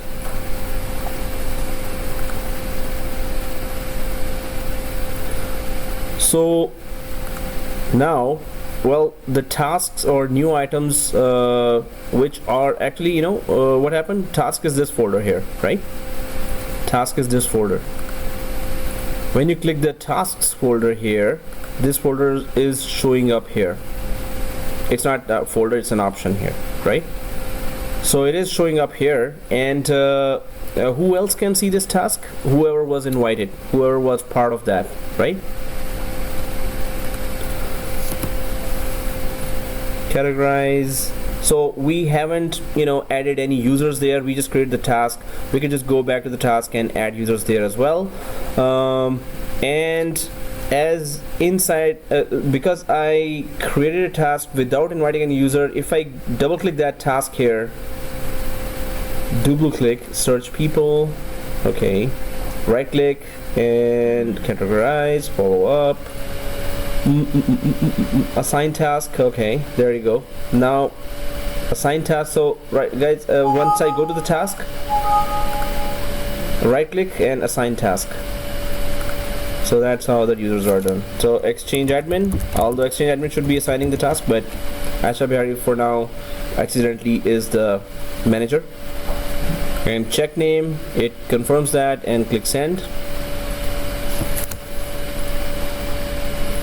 So Exchange admin will get that task because Exchange admin has been added there, and all the other any of the new items that we are checking are there. In folders also there could be new folders. With folders we can create we can also share something, so we could just finish this with a quick punch, like we can add to favorites something. So what we can add to favorites here, public folder options, add subfolders automatically, but normally it is used for adding files or sharing files with each other. So suppose I want to share a file. Let's just try to do some substantial thing and get away from here. So how could new folder I've created here, sales users, must specify a name, files. I'm just gonna create another folder called files. How can I add files here? And one more thing guys, while this is created here, structure is created here, can we see that in the OVA? We tried to see that there was no option there, right? Right now I used right click, and you can see here that there's add to favorites here inside the Office Outlook, right? So this is the Office Outlook. If I go back to server 1 and just check that OVA again, now inside the OVA, do you see favorites here? Yeah, they're the favorites. So inside the OVA, do you see favorites? So when you right click the favorites, the add public folder appears there, right? So inside the OVA, there is no other way we can get this other than add public folder by right clicking the favorites. So if I right click the favorites here, now all the folders are showing, including the test folder and sales department and everything, right? So other than that, there is no other way you can just access those folders in OVA. Okay, enough with public folders, and we're going to try to discover more features there later. But how do we create a hierarchy? So main thing, how do we create a hierarchy? Second thing, don't touch root permissions except for Exchange admin. Third thing, give permissions on the folder level if you have those permissions. Okay, so then the next topic is I'm gonna go for even a little easier topics, so we can take it easy today. When I say easy, and the next topic is backup, that's not an easy topic. So there's that archive database. So about archive database, we have been checking whenever we are migrating or we are creating a mailbox, there is that, hey, do you want to create an archive mailbox? Do you want to create an archive database? Do you have an archive mailbox? So this option kept coming again and again. So let's just create that archive database and then create that archive mailbox for that user, and then try to check if we can migrate those options. So this is the next topic here, which is archive. Archiving systems are used throughout the world in many different scenarios. Storage management of Exchange server, simple compliance data capture by using journaling. Last class we did journaling as well, where any email sent to a user, if the user's mailbox is being journaled, this means the user mailbox is tapped, or whatever email is coming in and out the user's mailbox, that is copied to another mailbox as well. So complete data capture using journaling and archiving, e-discovery and litigation support. So archiving can help in all these features which we did last class. So enterprise content management beyond just Exchange server. So these are all the areas where archive database or archiving can be used. Archive is also cloud-based, but right now we're just going to implement this in our environment. So archiving systems can be tailored or tweaked for use with specific case scenarios: retention, discovery, eliminating PST files, reducing storage size, disaster recovery, and compliance. This PST will come again and again, and maybe when you join any job or go for an interview, they will ask, hey, can you create a PST file, right? So anyone knows what's PST? Hardik knows, I know. Come on. Okay, so are we using here? Yeah, we should be. Office Outlook for employees. Exactly. For? Yeah. So each user in Office Outlook can have private folder. So because this is coming again, and it will keep on coming. If you're in Exchange, PST is something that you will be talking again and again, right? So but we can only do that if we have Office Outlook. So those having Office Outlook, so I'm just gonna quickly create that here, a private folder, and then try to export that in PST, or we can just try to import that as well. So first, PST is a private folder. And second thing, we can create it inside our Outlook. So if I go to file here, actually not here, but here, new items, we can just go down here to inbox and just right click, and there's that new folder, right? So once we go inside the inbox here, I'm just creating that new folder here. So once we create a new folder, so it asks, hey, what kind of folder is that? So we can just say test private folder.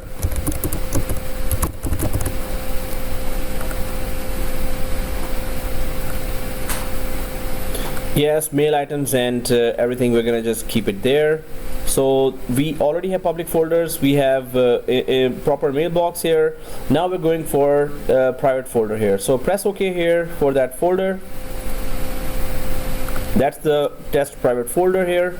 And if I go to the properties of this folder, homepage, auto archive, permissions, synchronization.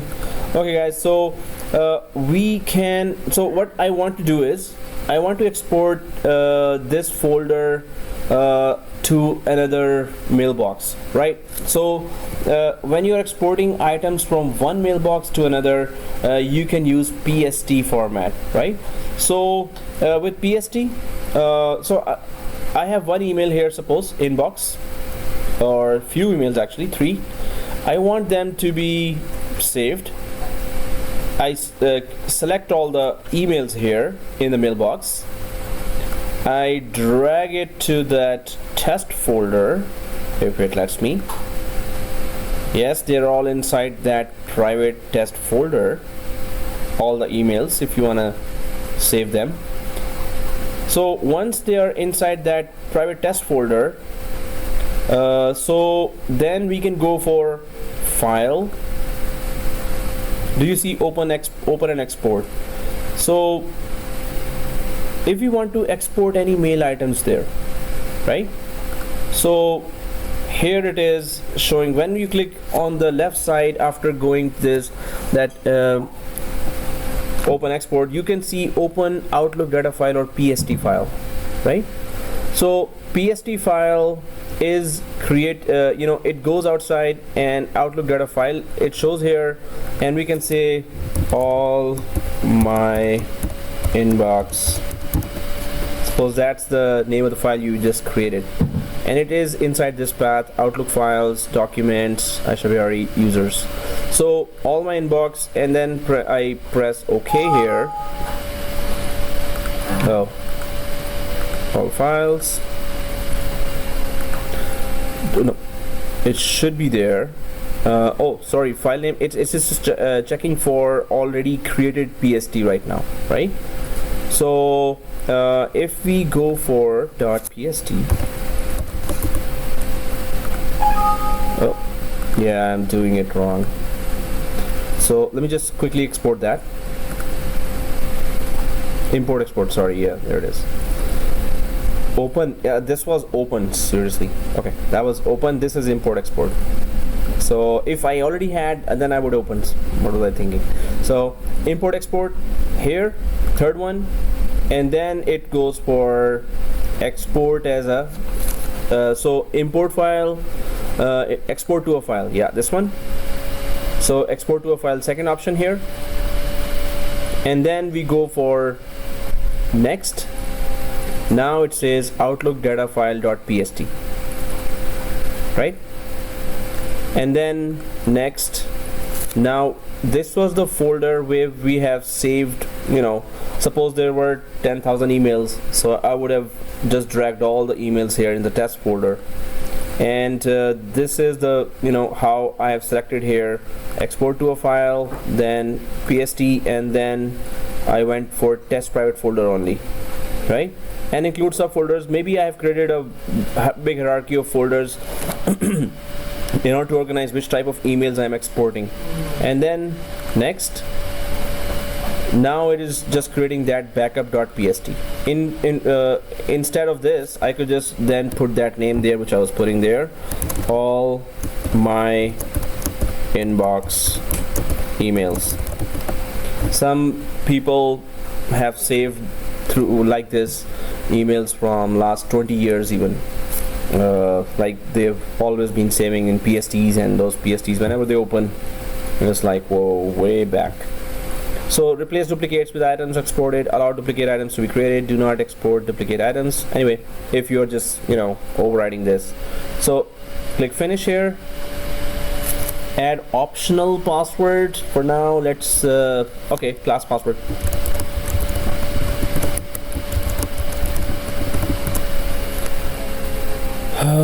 And press OK if you want to save it in the password list. Then you can go ahead, but pressing OK now. Type the password for all my inbox emails. That's a very good thing that hey, you need to check it now. And press OK. So it is created, and we can just so this is how we can export all the emails from our Office Outlook, and now we can import it too. And how we can import that? So where did we save that? What is the path for that PST? So I'm just gonna go there, open, yeah, there it is. So if I go to open, sorry, I just wanted to check the path because I want to import it to another mailbox. So file, open and export, and then go for open data file where I was accidentally before.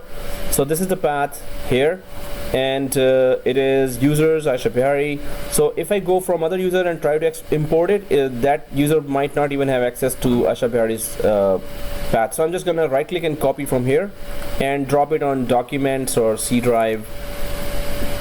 In C drive, right? I just want to import it to the Exchange admin mailbox. So all my emails here, copy that and put it to computer C drive, maybe on the root of the C drive. Continue. Seriously? Okay. In the downloads, no, but that's Ashraf Hardy's download folder, right? So it's not gonna let me. Can I create a new folder here? Test PST. Oh yeah. And can I still? Now I can paste it. So just create a new folder in C drive, and these are all the emails exported for that user, all my inbox emails, and press OK. Again, the password is asking. Okay. Class password, press OK. Oh, I actually tried to open it, right? So just close this. Now just log off and log in from Exchange Admin, right? We just need to import it to Exchange Admin, all 3 emails. So I'm just gonna log out from here.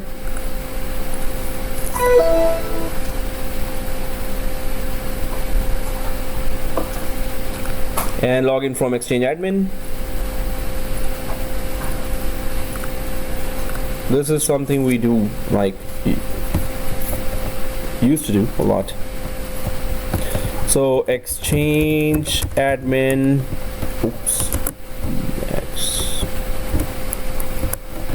and then we go for that password. I changed it. Log into Outlook and just import this PST there. So that's in some big migrations, if you're not using central Exchange servers, then if there are hundreds of users, so export and import PST is the only way. So that takes long time, and users are told, hey, create a private folder and then add all the important emails there for you, so we could export it when we come to your desk. So export to PST, then they put it on a file server, and from that file server they import it to the new Outlook. Okay, once I'm logged in, I'm just gonna open this Exchange 2013, Outlook 2013.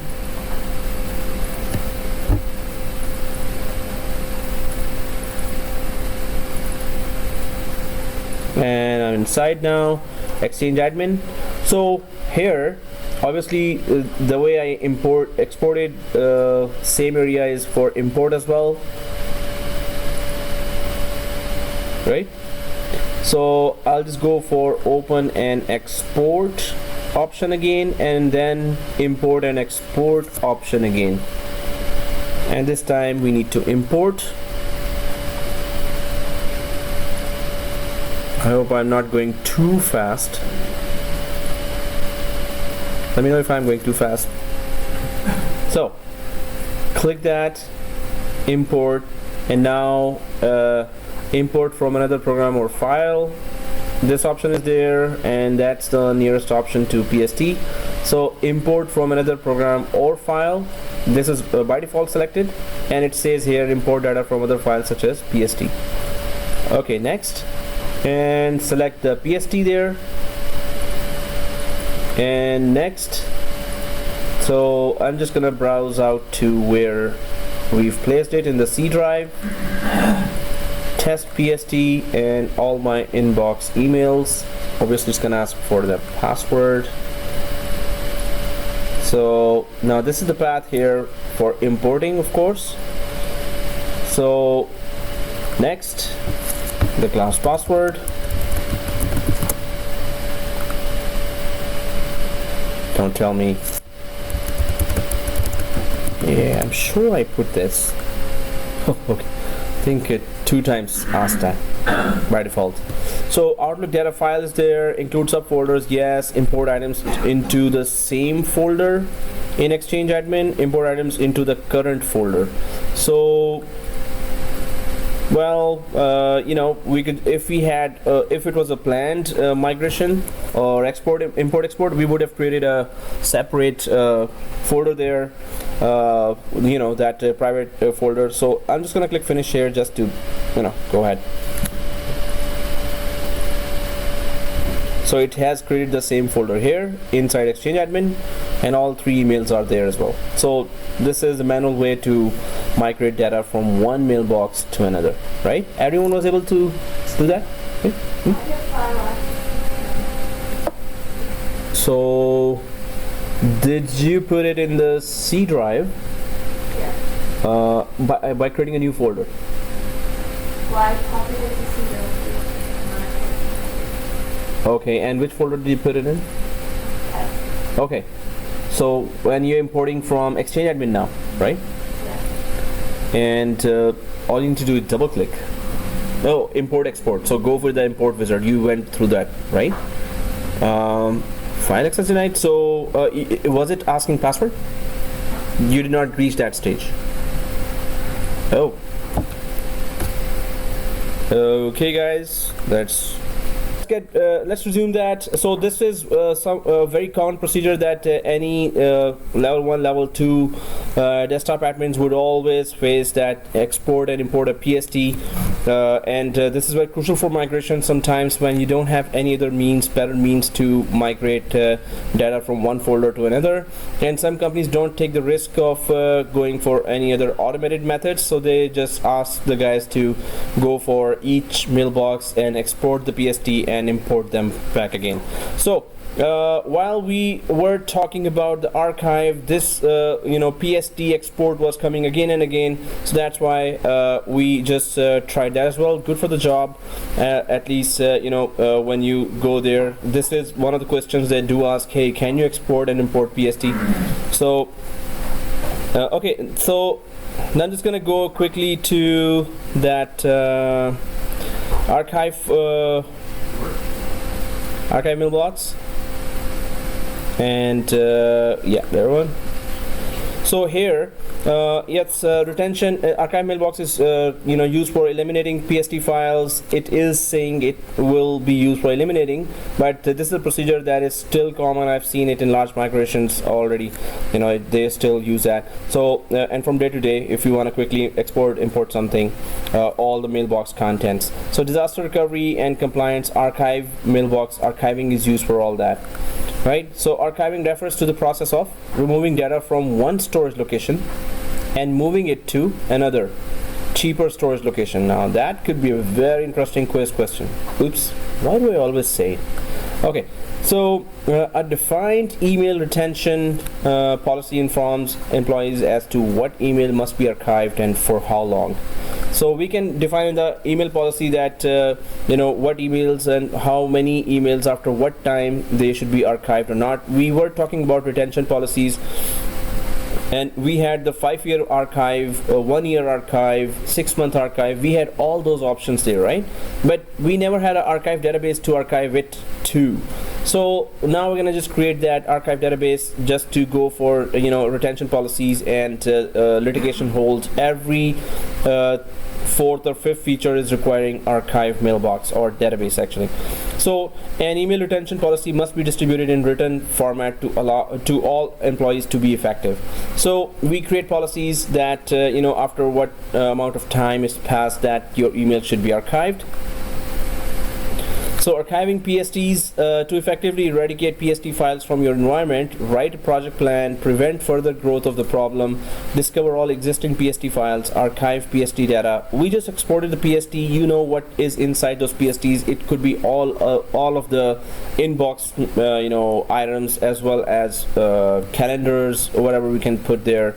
So give end users access to their archive PSTs, disable PST file creation.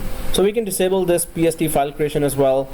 So if I go for a diagram here for archive, here if we have this Exchange server, and inside there we have the database. So if it is DB1, and then we create another database here that is archive database. And the difference between the two databases is just that this database cannot take part in the in some of the basic tasks that we're going to be discussing now. So ArchiveDB, so we're going to name it ArchiveDB when we create that. And so when we create a mailbox, first of all it says that if you want to create an archive mailbox as well, so user 01 new mailbox created, we can create this user's archive mailbox as well. And what it does is that whatever user whatever activities are there for user 1, they will be all saved inside the archive mailbox, obviously. So this is not like journaling, but it is just this so the main purpose here, what are we trying to do by creating a user's mailbox? To relieve the current user mailbox from increasing in size, we create an archive mailbox. So if your mailbox, if we have implemented a quota on all mailboxes that they cannot increase more than 5 GB, and they cannot the email sending will be prohibited at 4.5 GB. At 5 GB receiving and sending both will be prohibited. So user must then delete those mailboxes, exported them to PST. If you have archive solution, then you don't need to do anything. The archive mailbox kicks in when the emails have reached maybe 6-month period, or maybe when the size has reached that much amount, which is denied by quota. So the emails are automatically archived. So this is just to relieve the current mailbox from increasing in size. We create an archive mailbox and making saving your emails or mailbox data to a separate, cheaper storage. So that's why we create mailbox and ArchiveDB there.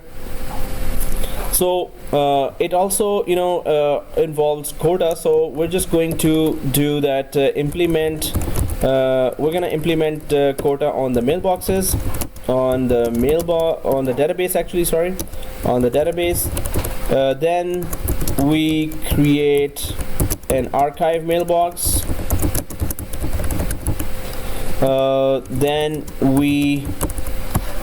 First of all we create archive, implement on the database quota. Then we implement a archive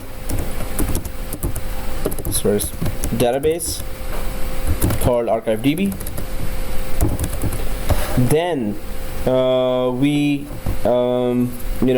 attach an archive mailbox for certain users,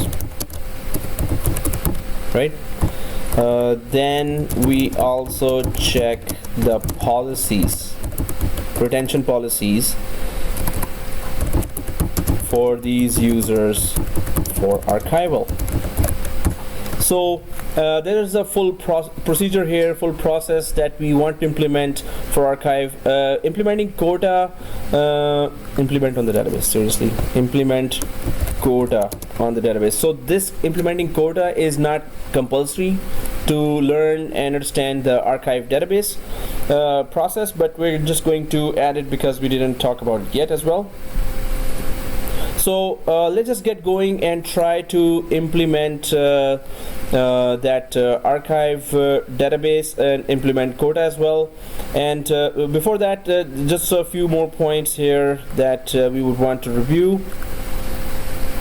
So retention policies, yes, we created retention policies last time, and the retention controls the creation, filling, or filing, storage, and disposal of records in a way that is not only legally correct, but also administratively possible, right? So when we archive the data, it is legally correct because we are supposed to access that data for next 7 years at least. That's what the government or the law in Canada or any other countries also require, that you must have at least 7 years back data for every employee. So archive just solves that problem. So proper retention management allows your organization to accomplish the following: reduce compliance and litigation risks, reduce storage costs, have only the relevant information in the archive, increase the reliability of information, right? So retention policies require or depend on archive for many of its policies. And yeah, we know about retention policy tags, so we create those tags. So enabling archiving. To enable new users who are created through the EAC with the wizard, simply select the checkbox, create an on-premises archive mailbox for this user. So, okay, we're gonna do that. Let's just follow those steps here to see the whole solution of archive database and archive mailbox. The first step here being that we're implementing as a a scenario. We're implementing first quotas on the databases, then we're going to create an archive database, and then we're gonna create an archive mailbox for some of the users and check some of the archive policies that we've created, that right. So let's go to our ECP here. So let's go to our ECP, and then am I recording that? Yeah. So inside ECP, let's try to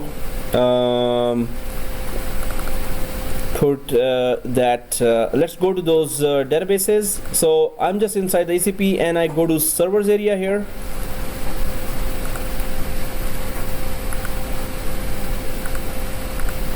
So servers, and then I'm going to databases here. Databases. So if I go to DB1 here and click edit, the pencil icon. So here, if I go to maintenance and then especially limits, so in the limits there is that issue a warning at this much GB. So and then prohibit send at 2 GB and prohibit send and receive at 2.3 GB. So we can just make it a bit realistic according to today's environment with cheaper storage available, so we can give more space to other users. So at issue warning at 4.5 GB and prohibit send at 4.9 GB, prohibit send and receive at 5.5. So if the 5.5 GB is the maximum quota you've given to the mailboxes, you could just put these policies there or numbers there to implement that the mailboxes cannot exceed in size more than 5.5 GB, right? But still we have that keep deleted items for 14 days. If you deleted an item, they will still be there 14 days, and keep deleted mailboxes for 30 days. And then you can still save yourself by for any mistake that if you click this, don't permanently delete items until the database is backed up. So even if you have deleted items, they will not be permanently deleted until the backup of those deleted items have been taken. So they are permanently saved then. So here, this is the quota we have implemented on all the mailboxes of this particular database DB1 only, right? So any mailbox here, if it exceeds more than 5.5 or reaches the 5.5, that person will not be able to send or receive emails, right? So this is the quota limit per database we can implement. On any database you don't want to implement, or suppose one database has directors and managers and senior manager mailboxes, you can go for issue warning at 10.5 and prohibit send at 11.5 for 15 GB of databases, mailboxes you can give to the directors. Well, we have to be political as well. So, and here, so first of all, we have implemented quota. Now, second thing is that let's just click save, and let's see if it even lets us implement these values on the database DB1. So 4.5 warning, 4.9 prohibit send and receive, 5.5. This could be a very interesting small lab for, why do I always give it away? So for final test. Okay, save. And then my Internet Explorer crashes. Okay, that's not part of the lab. Serious? I think I have to re-log into ECP. So now we're going to create ArchiveDB.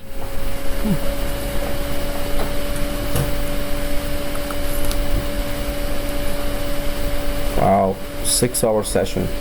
How are we all feeling right now? Okay. Yeah, I'm asking. I'm asking at the end of the course.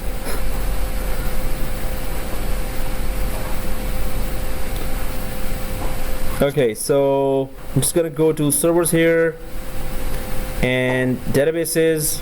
So first of all, quota implementation on DB1, that's done. Well, we could implement DB2 and 3 just to check if quotas work, but anyway, so the second thing we're doing is creating a new database which is called ArchiveDB.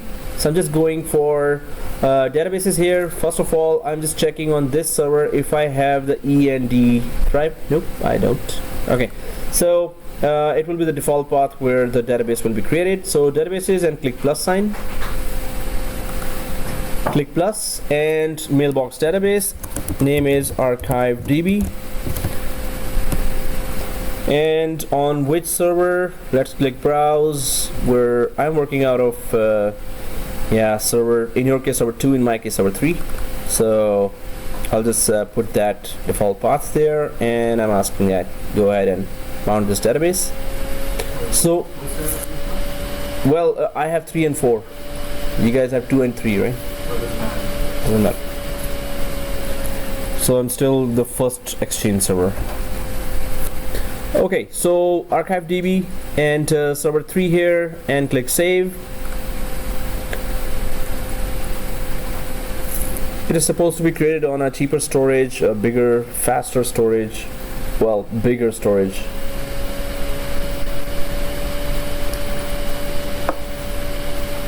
So what happens here, suppose you have created a retention policy that says every 3 months the emails have to be archived. Whatever is in the inbox have to be archived. So whatever emails are coming will keep on being sent to this archive database. This means archive database has to grow. It just keeps on growing. So you have to keep an eye on that as well, that how much you've allowed it to grow. And so let's just press OK here. It says here, please restart the Microsoft Exchange information store. You know, if other databases are working and we've just created new database and we press OK here, that's kind of a very bad thing. You know, anyone knows why it's a bad thing to go ahead with this if, you know, other databases are working? Information store restarts all the database connections, or resets all the connections to the databases. So information store is a very crucial service as far as the mailbox connectivity is concerned. So we should be doing creating a database in the, you know, after requesting for a downtime and a maintenance window or on the weekends, still making sure that nobody's connected, right? So still, if that, no, this is not a disaster. So you have restarted a service by a plan. So for the plan, you always request you either yourself switch it over to that and then do that, but don't cause that failover because of this action. You're right about that. Yes, the DAG might kick in and, you know, fail over, but then you will be responsible for, hey, that was not our plan, why did you fail it? And in some companies the failover, the disaster branch is somewhere else. So where I was working, the main branch was in downtown, and the DR branch was in Tobago. So we would not want to have, although the van was very good, but we would always want a reason why it was failed over. So there are many scenarios, but yes, you're right about that too, that if it had happened, all the databases would have failed over. So on this server, two other one. So ArchiveDB is created here, and then once ArchiveDB is created, now we have a database specific for archive, So we can create those mailboxes that were being asked from us when we were creating new user mailboxes, or we can enable archiving for current mailboxes now as well. And also we need to check that retention policy for archive, what is the policy for different mailboxes. So first of all, after creating an ArchiveDB, what are we supposed to do? We're supposed to create some archive mailboxes for some users. So users have their own mailbox, but they should have archive mailboxes as well. So if I go to recipients here, recipients, any mailbox here or a number of mailboxes, if I just go for Alana Shah mailbox here in the recipients area, and if I go to the right side here of any random mailbox you selected, in my case Alana Shah mailbox, so if I keep going down, there is that archiving is disabled. So we can enable that. And are we able to enable in our evaluation exchange? So I'm just going for Alana Shah and going for click enable. So create in place archive, use archive to store old email. Yes, we know the purpose. Select a mailbox database for the archive. Obviously now we have a database called ArchiveDB. Archiving is a premium feature that requires enterprise CALs. Again, okay, so yep, it asks us to so click browse here and go for ArchiveDB here, and let's see if it goes ahead. It's a premium feature. So ArchiveDB is there, and if we press OK, whether we have to pay millions of dollars for that, oh, not millions, but if we press OK,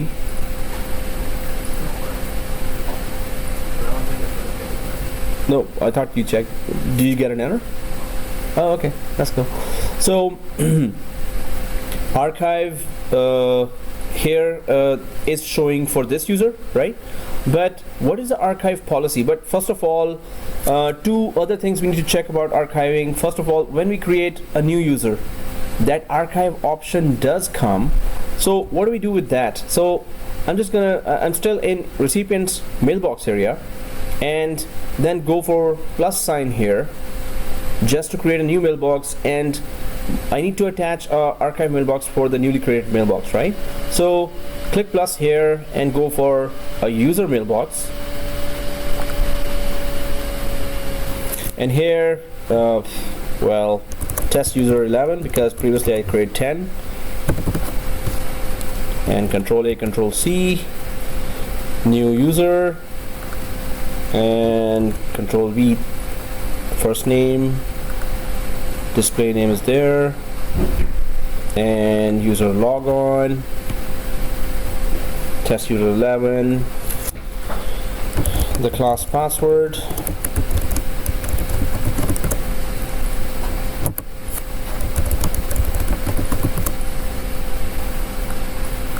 and when we go down to the more options and extend it a little, now we have that, okay, where do you want to create this actual new user, and if you want to create that archive mailbox for that, right?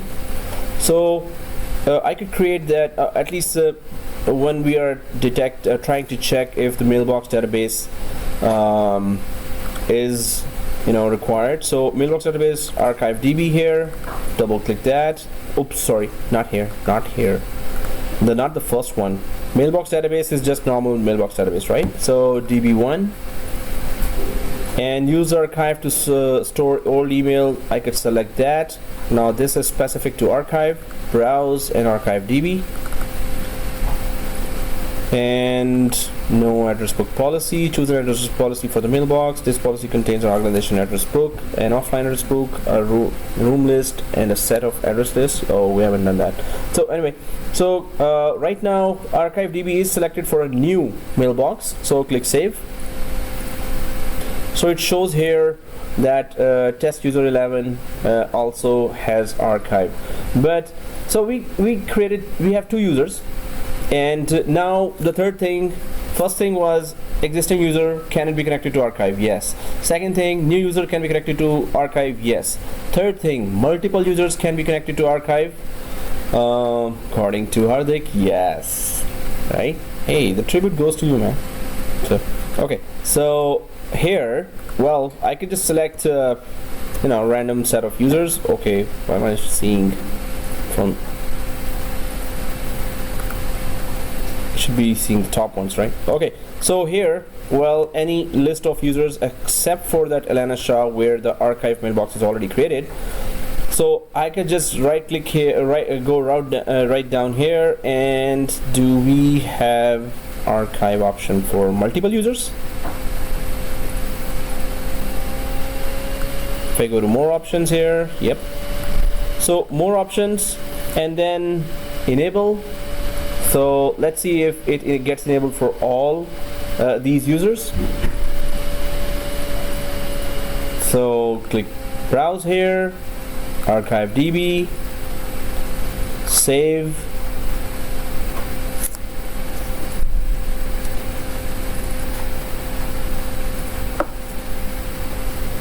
"14 succeeded, 0 failed, bulk edited," close,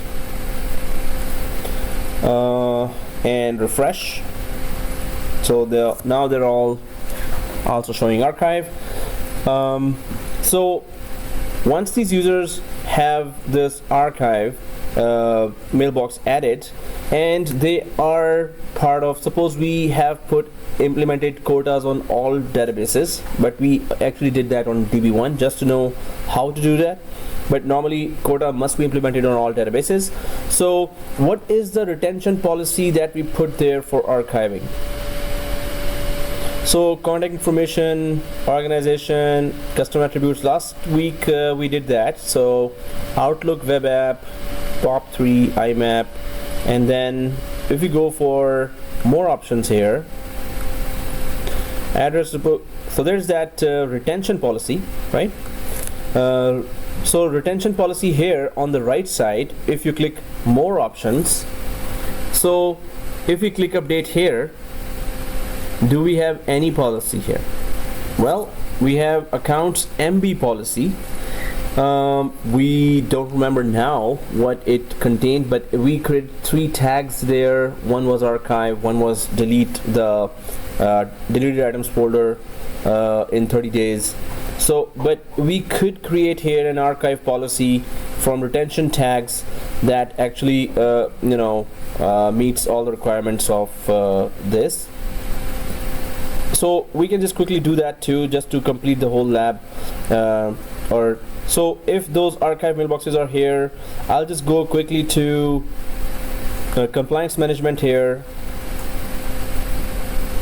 and retention tags.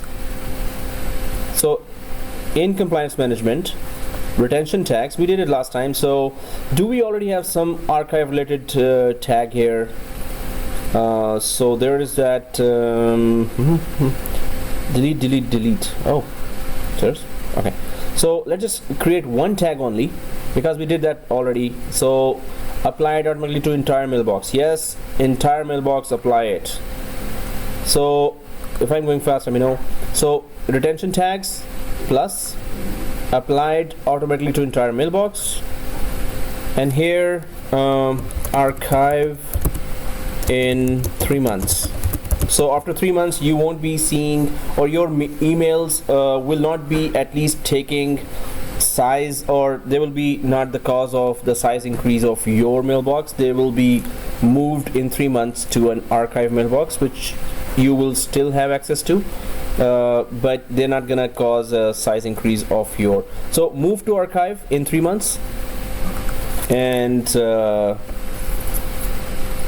90 days. So when the item reaches the following age in days, so in 90 days move all the emails to archive database, right? We could just test it. If it was not in days, in seconds or minutes, we could have tested it now, but that all the emails should be automatically moved to. But anyway, this is what it's supposed to do. So this is one tag we created just for the new archive mailboxes and enabling that policy. So I'm just gonna archive in 3 months. 90 days is the implementation date. So save, archive in 3 months, right? And then we just go to retention policies here. First retention tag, what to do, then retention policies. That because mailboxes see retention policies directly. So click plus here, go for that policy, archive in 3 months policy. Archive in 3 months policy. Retention tags, we have only one retention tag to add to it, so click plus, archive in 3 months, add, okay. So now this policy has been created with this tag, and we can just click save here, right? Archive in 3 months policy, archive in 3 months, tag, click save. Now the mailbox, all those mailbox could see this new policy here. So if I go back to recipients here, and those all mailboxes here that I selected are still selected, even though I change the screen, they're still selected.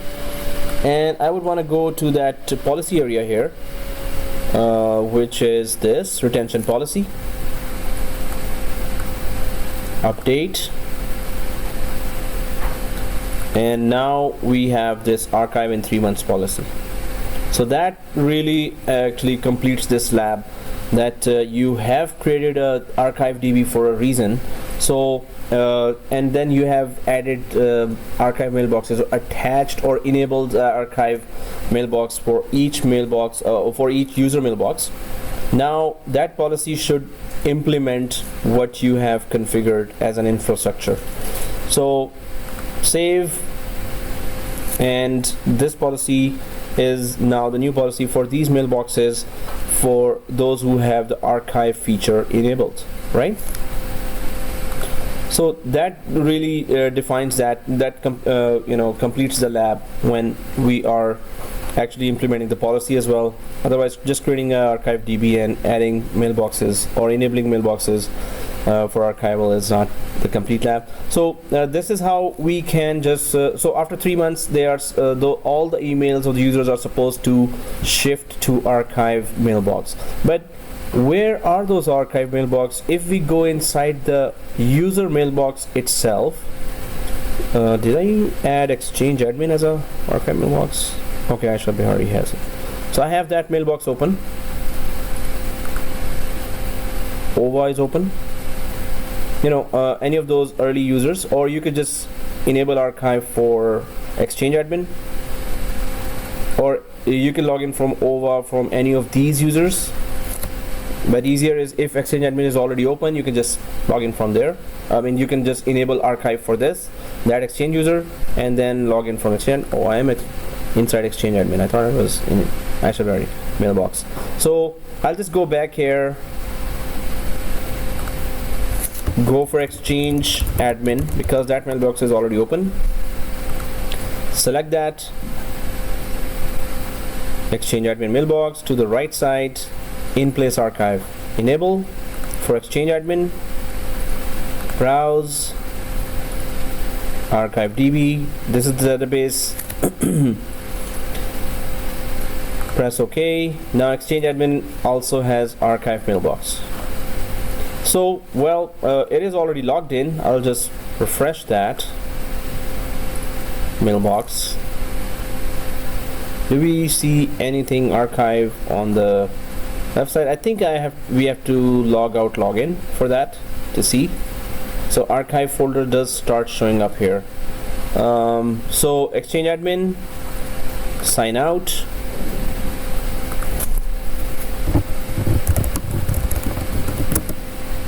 Oops, yeah, the password has changed.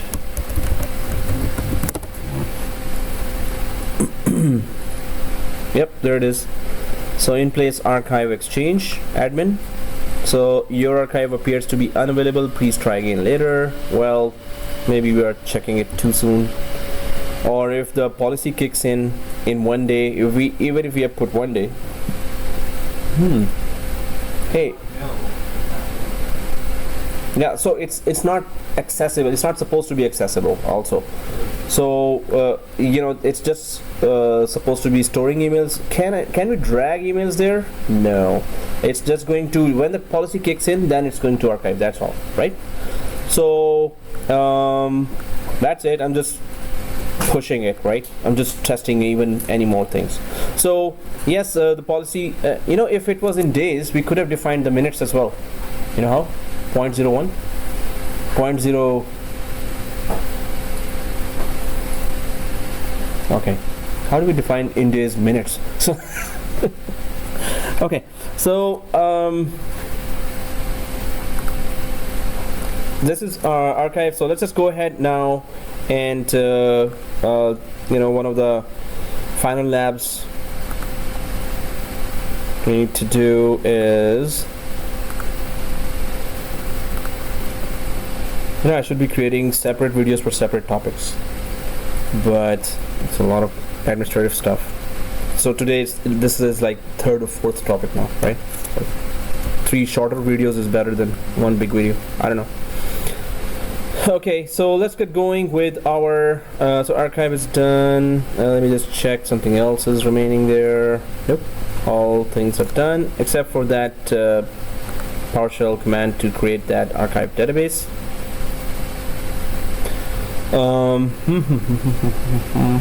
C drive. Okay, so this is a PowerShell command for that, creating archive database, but we already have that PowerShell script that creates a lot of databases, so we can just use that as well. Log folder path and everything is there. And yeah, that's it. So let's go forward to the next topic. If there are any questions, we can just let me know. Public folders. Okay. Backup.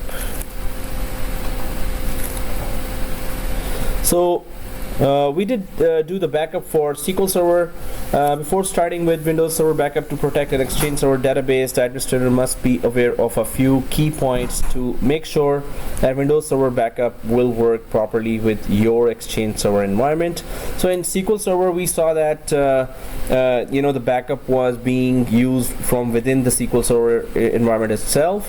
But here with Exchange, we have to use the Windows 2012 built-in backup environment, right?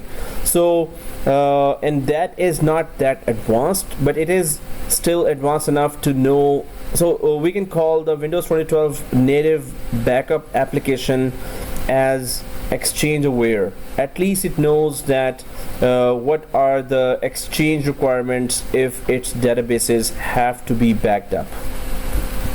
So here what are the key points to make sure that Windows Server Backup will work properly with your Exchange Server environment?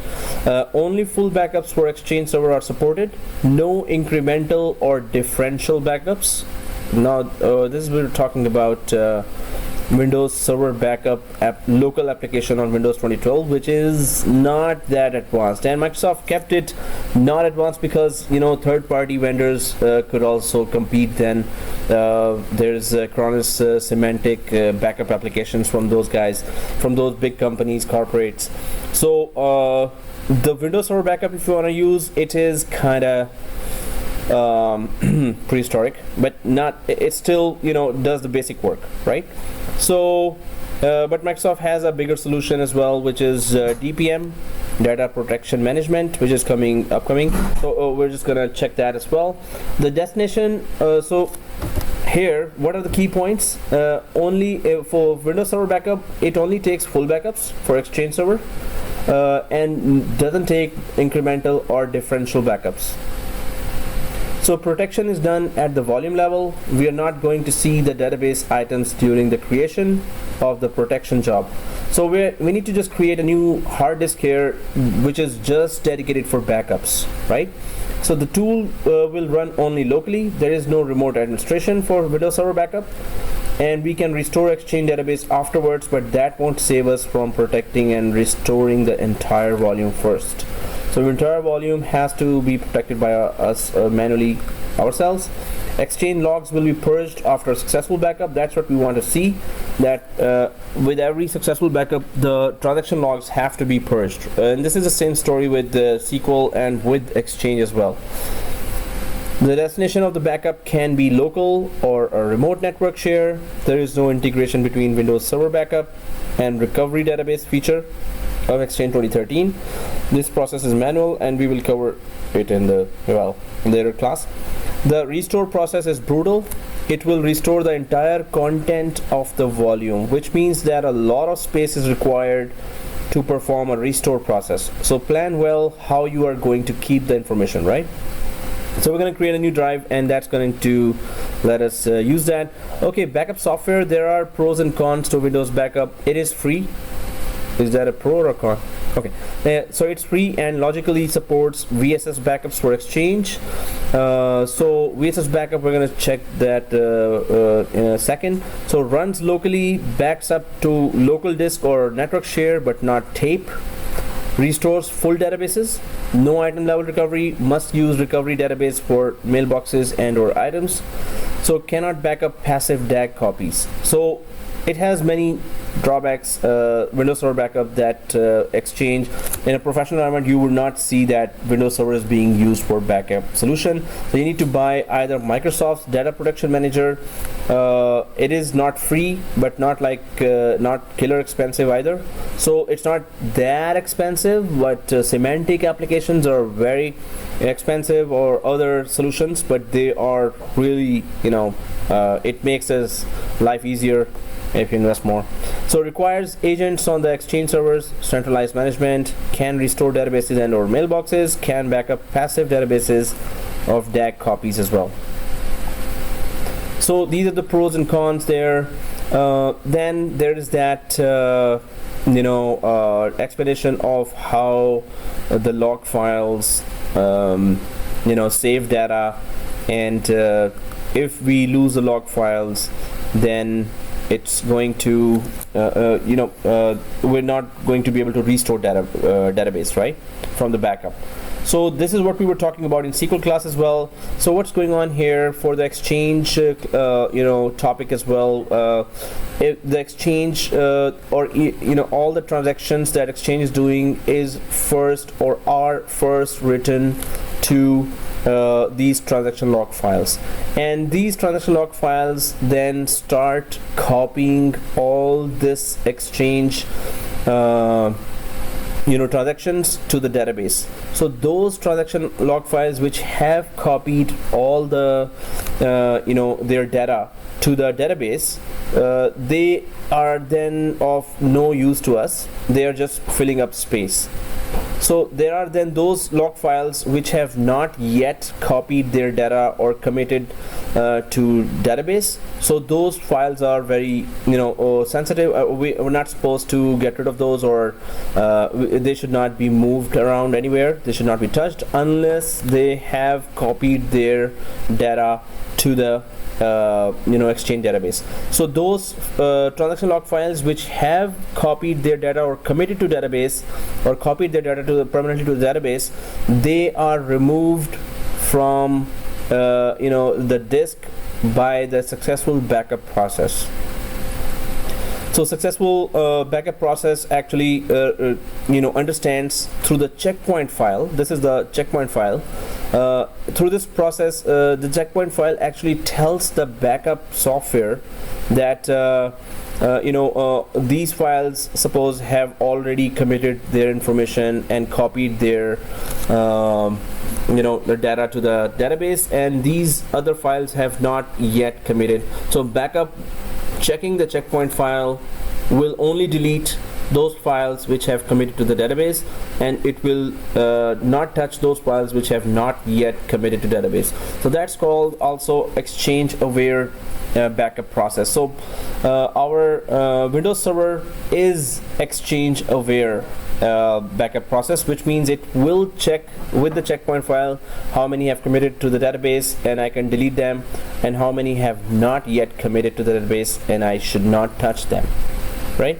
So that's how it works here for the Exchange, which is the same process for nearly the same process for SQL Server as well. So effectively, database backups effectively draws a line in the sand. Database and transaction logs up to checkpoint are backed up using VSS. Transaction logs before checkpoint are truncated, removed. So those which have committed are truncated or removed. And recovery scenario: database lost, database in current state, lost, corrupted, unusual, unusable, not usual, seriously. So last backup available. So in these scenarios we actually go for recovery scenario, but I'm just gonna go and at least let's start the backup, because I hope we are able to complete that, at least take a backup now. So log files replayed into database to bring it back up to point in time where it was lost. Database back online with no data loss. So this is one of the scenarios where you can recover if you have log files and the database already backed up. So guys, let's just try to do that. So let's check how many log files we have, and let's create an Exchange 2013 backup. After backup, let's delete all mailboxes in the database DB1. Let's restore the database from backup. So in order to do that, let's just go for our Exchange server here. On now we don't have to go for ECP. We can go to server 2 here and go to desktop.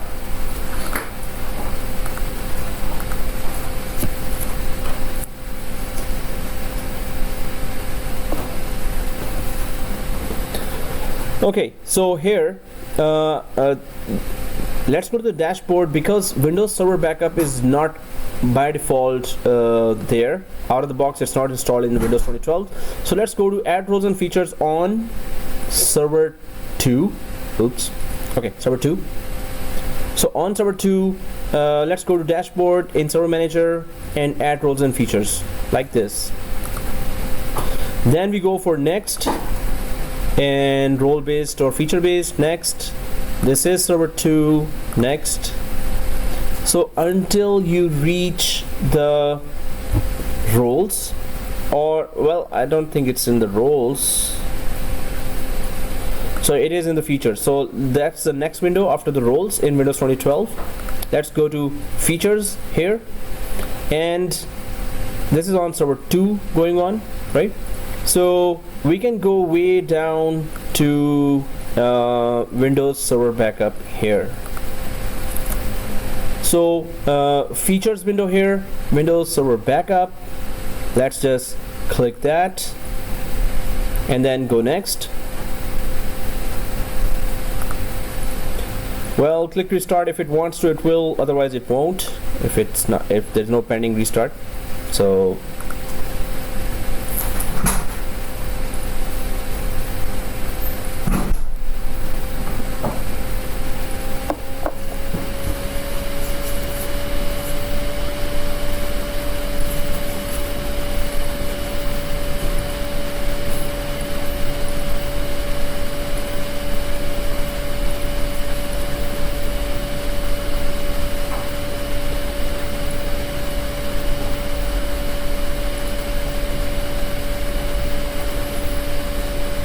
okay, it is installed.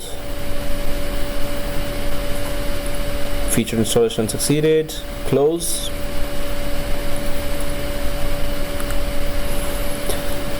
And then we go for that newly installed feature Windows Server Backup. So server 2, go to tools, and it's in W. So we go way down here, Windows Server Backup. Alright, and then this is the local backup.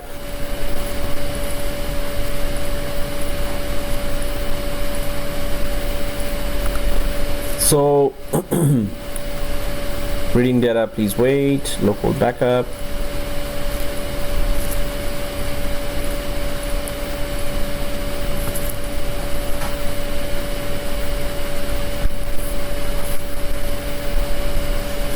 Okay, it's loaded.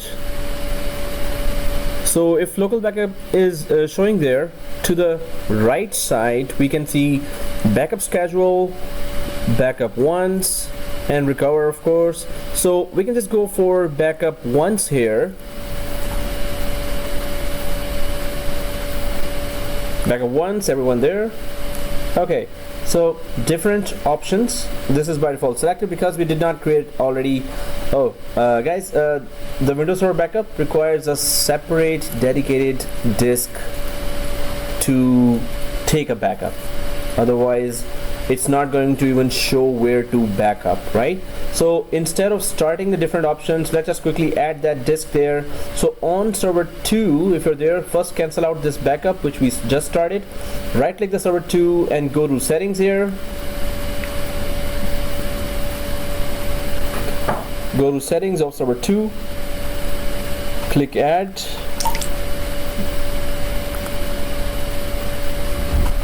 hard disk, next, SCSI, yeah, default option, create any virtual disk, default option, 60 GB, let's just take 800, we're not gonna reach that anyway, it's thin provisioning so it's okay. Next, yes, no change here, other than the size there's no change here. So let's click finish.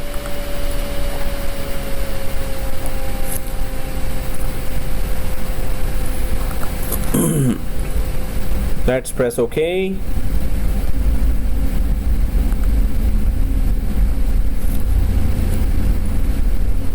So here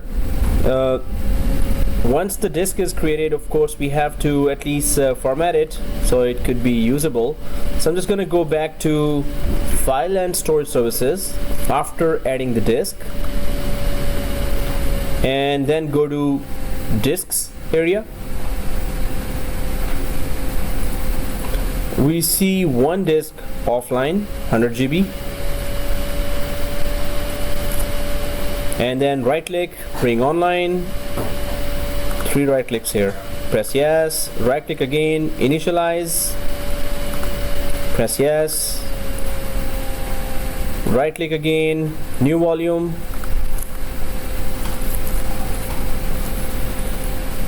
and then next. Yes, that's the only one we have. Next, it's 99 GB, which is okay. Right. 99 GB, okay, right? Next, drive G letter, whatever drive letter it picks up. Next, and the volume label is backup.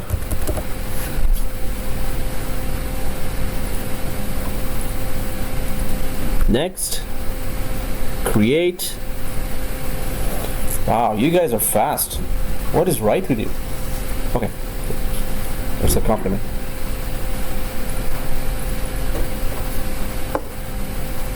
Okay, once it's completed, click close. Let's get back to our Windows Server backup wizard. So local backup here, and again where we were. So backup once if the drive has been formatted for everyone. So let's just go ahead and go for backup once inside the Windows Server backup. It is in the tools on Server Manager. So backup once, when we go there, now it shows that those different options here, right? So click next. There's that full server, and then there's that custom. Let's go for custom. Okay, so next, add items to take backup off. So click add items. So we have databases on E drive and logs on F drive. So if we expand the E drive, these are all the databases, and well, we can, and if we expand the log drives, we have the logs here. So it looks like this now. Whatever is db1,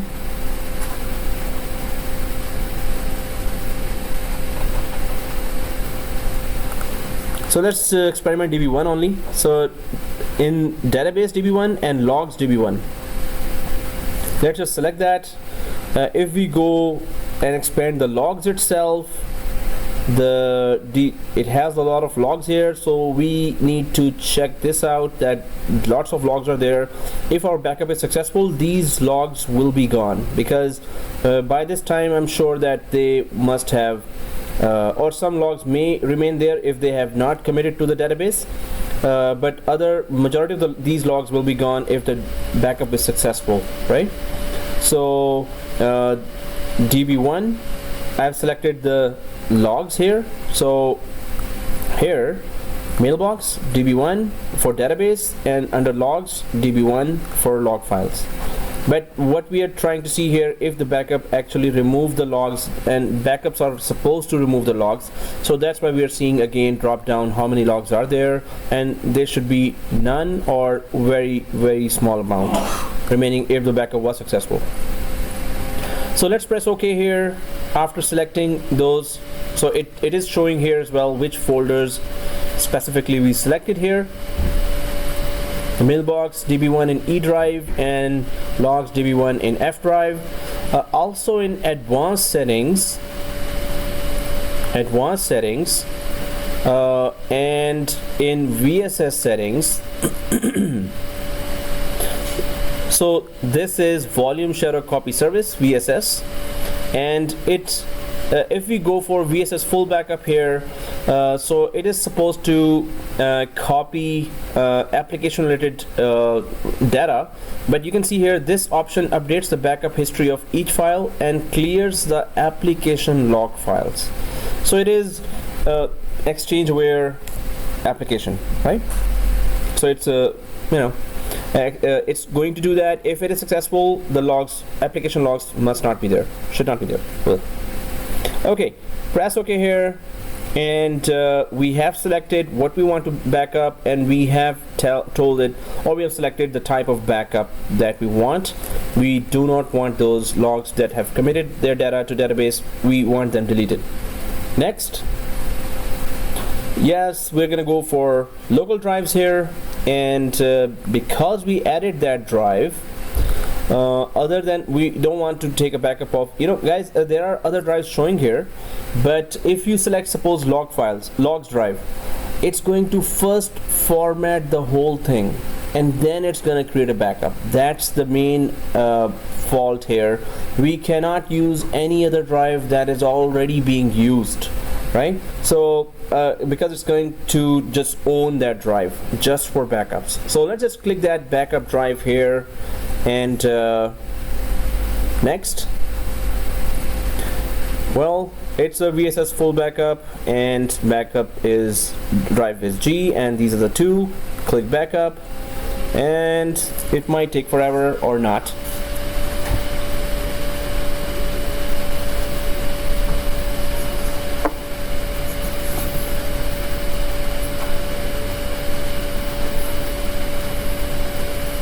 If it's successful, first thing we need to check is, are the logs gone?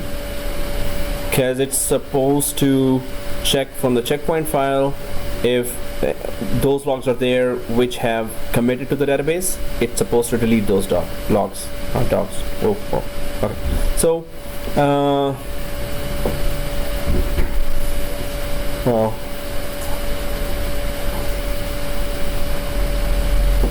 the next courses they've assigned me, their 1 hour, 2 hour gaps are there. So now I realize, hey, they think I'm human, not a robot. Right now it's like without rest. Whoa, it's brutal. So 57, 69, okay, it's going fast for log files actually. And done. That was fast, because it's a megabyte size. The database is in megabytes. Normally it is like gigabytes and gigabytes, like 20, 30, 40, 80, 100 gigabytes even.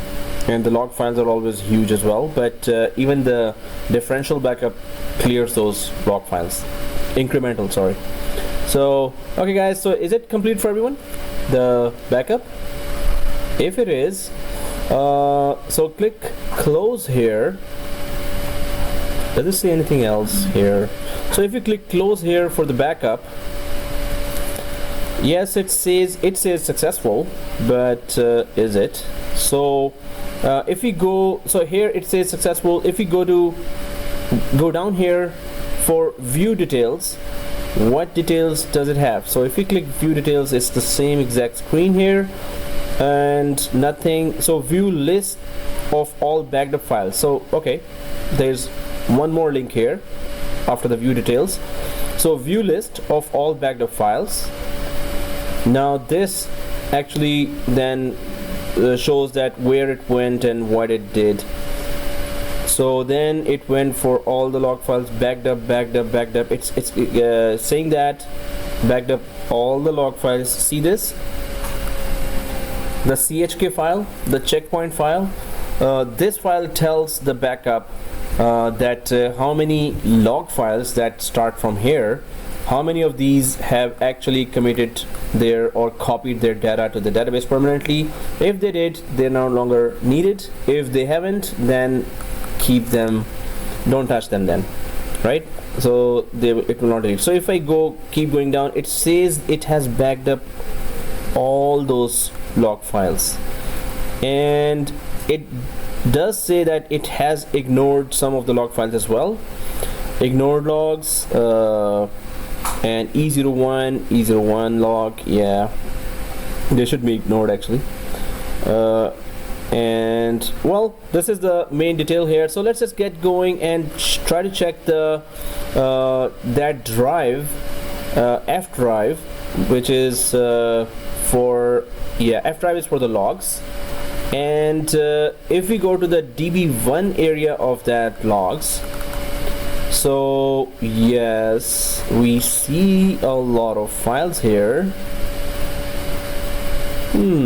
Are these a lot of files, or we should have checked it thoroughly? But I think this much files were there, right?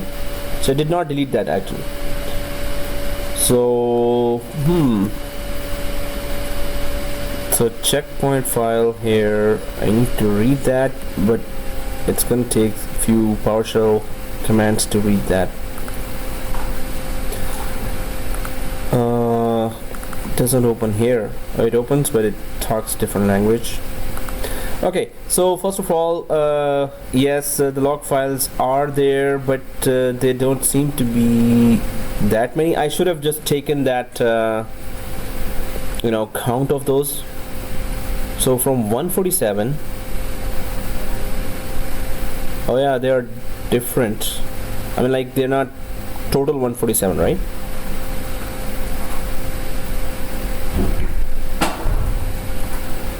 Yeah, it has removed those files, because they are random files, random numbers. They're not total 147.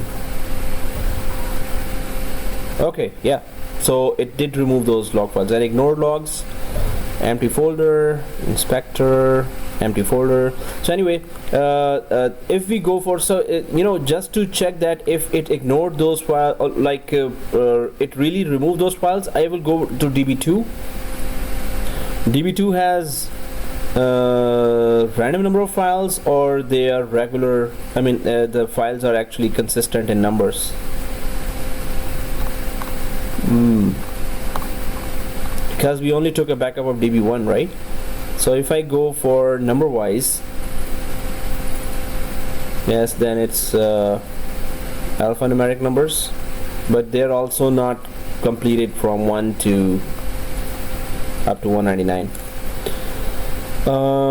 Okay, yeah, that also still proves that no, it did not take that.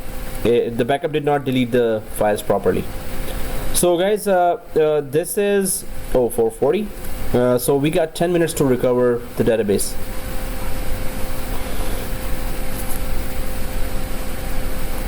But in order to recover, we need to delete that database.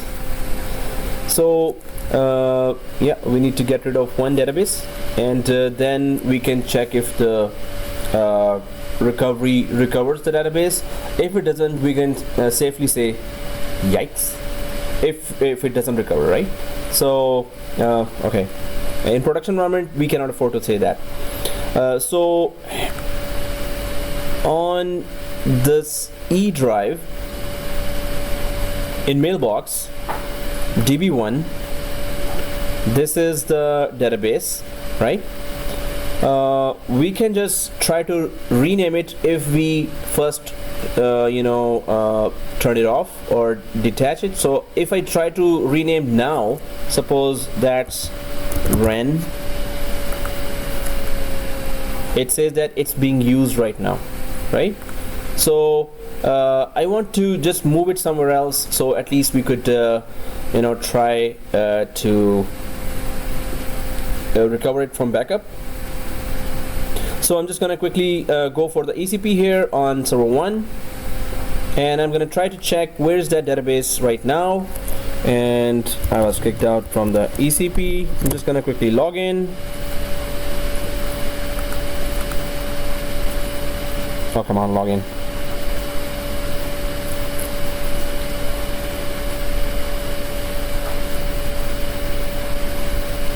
Wow. Okay, so once we're logged in here, so we can just go for the databases here, servers, and then DB1 and dismount, right? So DB1, 3 dots here, right above the DB1, and click dismount. Does it dismount?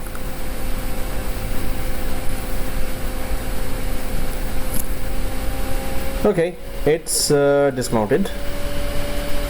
DB1 is dismounted. And then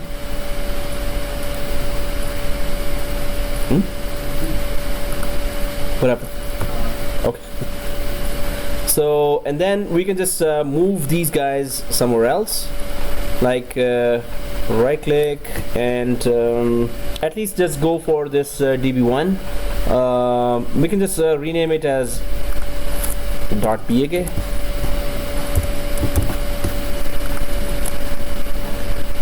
If you change file name extension, the file might become unusable. Yeah, I know that. So it's .bak. Now Exchange doesn't recognize this file. And the floor shivering train is here. That means TTL. Okay, so DB1 is DB1.back is there. Now it's not .edb, so Exchange doesn't recognize that. And then second thing is go for this PC here, and then go for F drive here. These are the logs of Exchange server. We can just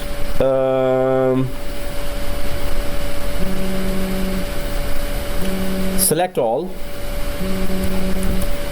Control X. Oh, come on, I'm in a class. Okay, and I'm just gonna go out of the F drive, create a new folder here, and backup of DB1 logs. Backup of DB1 logs. Double click, paste, continue. Okay, so those logs are gone from where Exchange is expecting for DB1, and the database is gone where Exchange is expecting from DB1, right? So .edb file is not there, and on the logs are not there. Can we try to recover now? So we have taken a backup, and hopefully it recovers that. So let's try to come back to recover option here, like this in the Windows Server.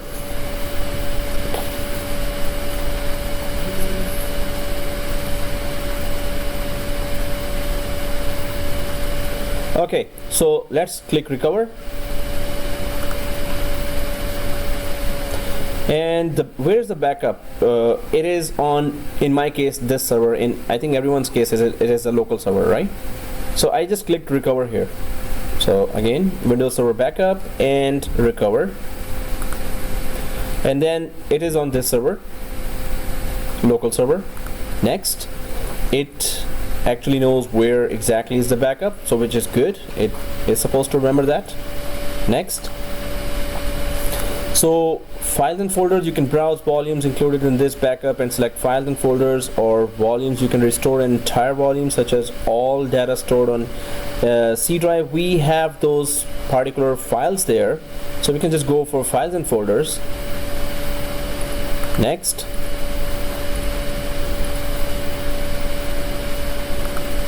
so now it shows actually what to recover here. Browse the tree and available items to find the files or folders that you want to recover. Click an item in the tree or under name to select it for recovery. So if we select, so we can just select the whole database and let's just go down here, select the database. Yeah, let's just click that mailbox here, and also the logs. So items to recover from mailbox and logs. Hey, so we can just because it is just selecting one thing, right? So we can just select the whole thing here. It's not showing there then. It is supposed to select both, seriously. Let's just go for the whole thing here, because we cannot just select one only, and it's not gonna go ahead as well. Hey, our previous backup was better. Anyway, so right click, no, DB1. Is it letting you select anything, any box? Hey, that's not fair. Click an item in the tree or under name to select it for recovery. Okay, first of all, going for database then, and just select the database there. Actually, what is there is a mailbox folder, right? Mailbox folder is already there. What is absent from there? Do you know what is absent from there? The actual EDB folder, EDB file there, that is absent, right? So can we see the EDB file?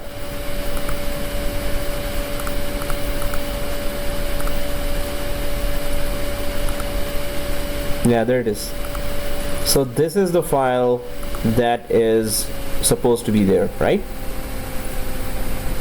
And if we go for logs here, yeah, so this is the file, right? So just select this file and recover it, right? So I just selected db1.edb. Next, so original location, yeah, create copy so that you have both versions. Okay, restore access control permissions to the file or folder. We did not put any permissions there, so the default options are okay. Default options here are okay, no change. Next, recover. Let's see.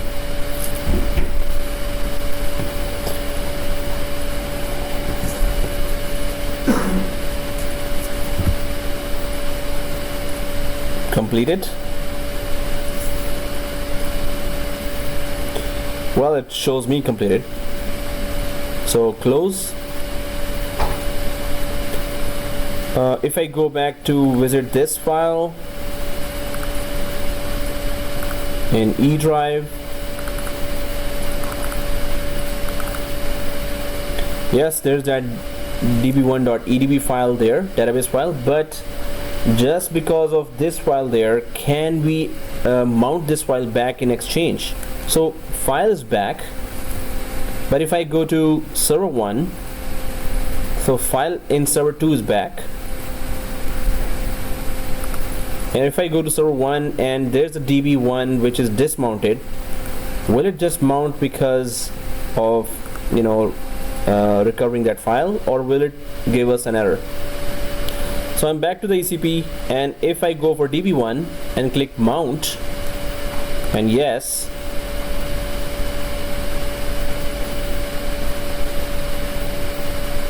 I did not recover those transaction log files yet.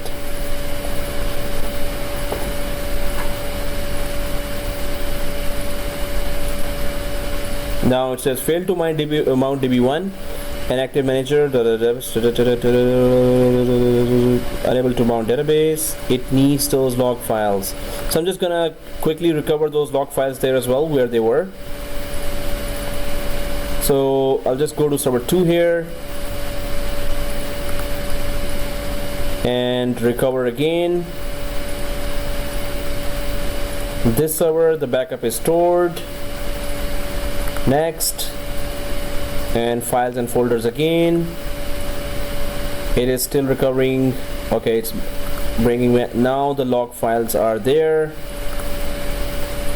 DB1, what I took out from there was the inside thing, this one, all this. So I'll just select all that.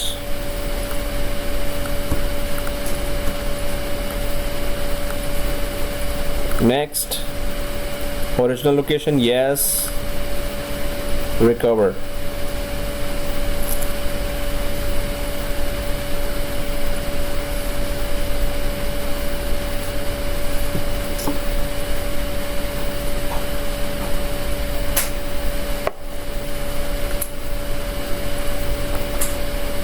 Oh, it's completed. Close. Well, we haven't restarted any service, but I'm just gonna go back to server 1 and refresh. Oh, it's mounted as soon as it saw its no, it was dismounted, right? I dismounted it before, right? So as soon as I refreshed, it saw its transaction log files, it mounted, right? So yes, the recovery was successful. But that's why I went back without putting the transaction log files there. I went back just to see it is supposed to give an error. So it gave an error, no way. Then as soon as we replaced the transaction log files, it mounted successfully. So if we have all the transaction log files backed up, we are good. We can mount that database. Okay guys, so this is it for today, and see you next Monday for Exchange, and see you tomorrow for SQL. And please submit those weekly assignments. That's very compulsory. Don't lose marks from those. Stopping the video now.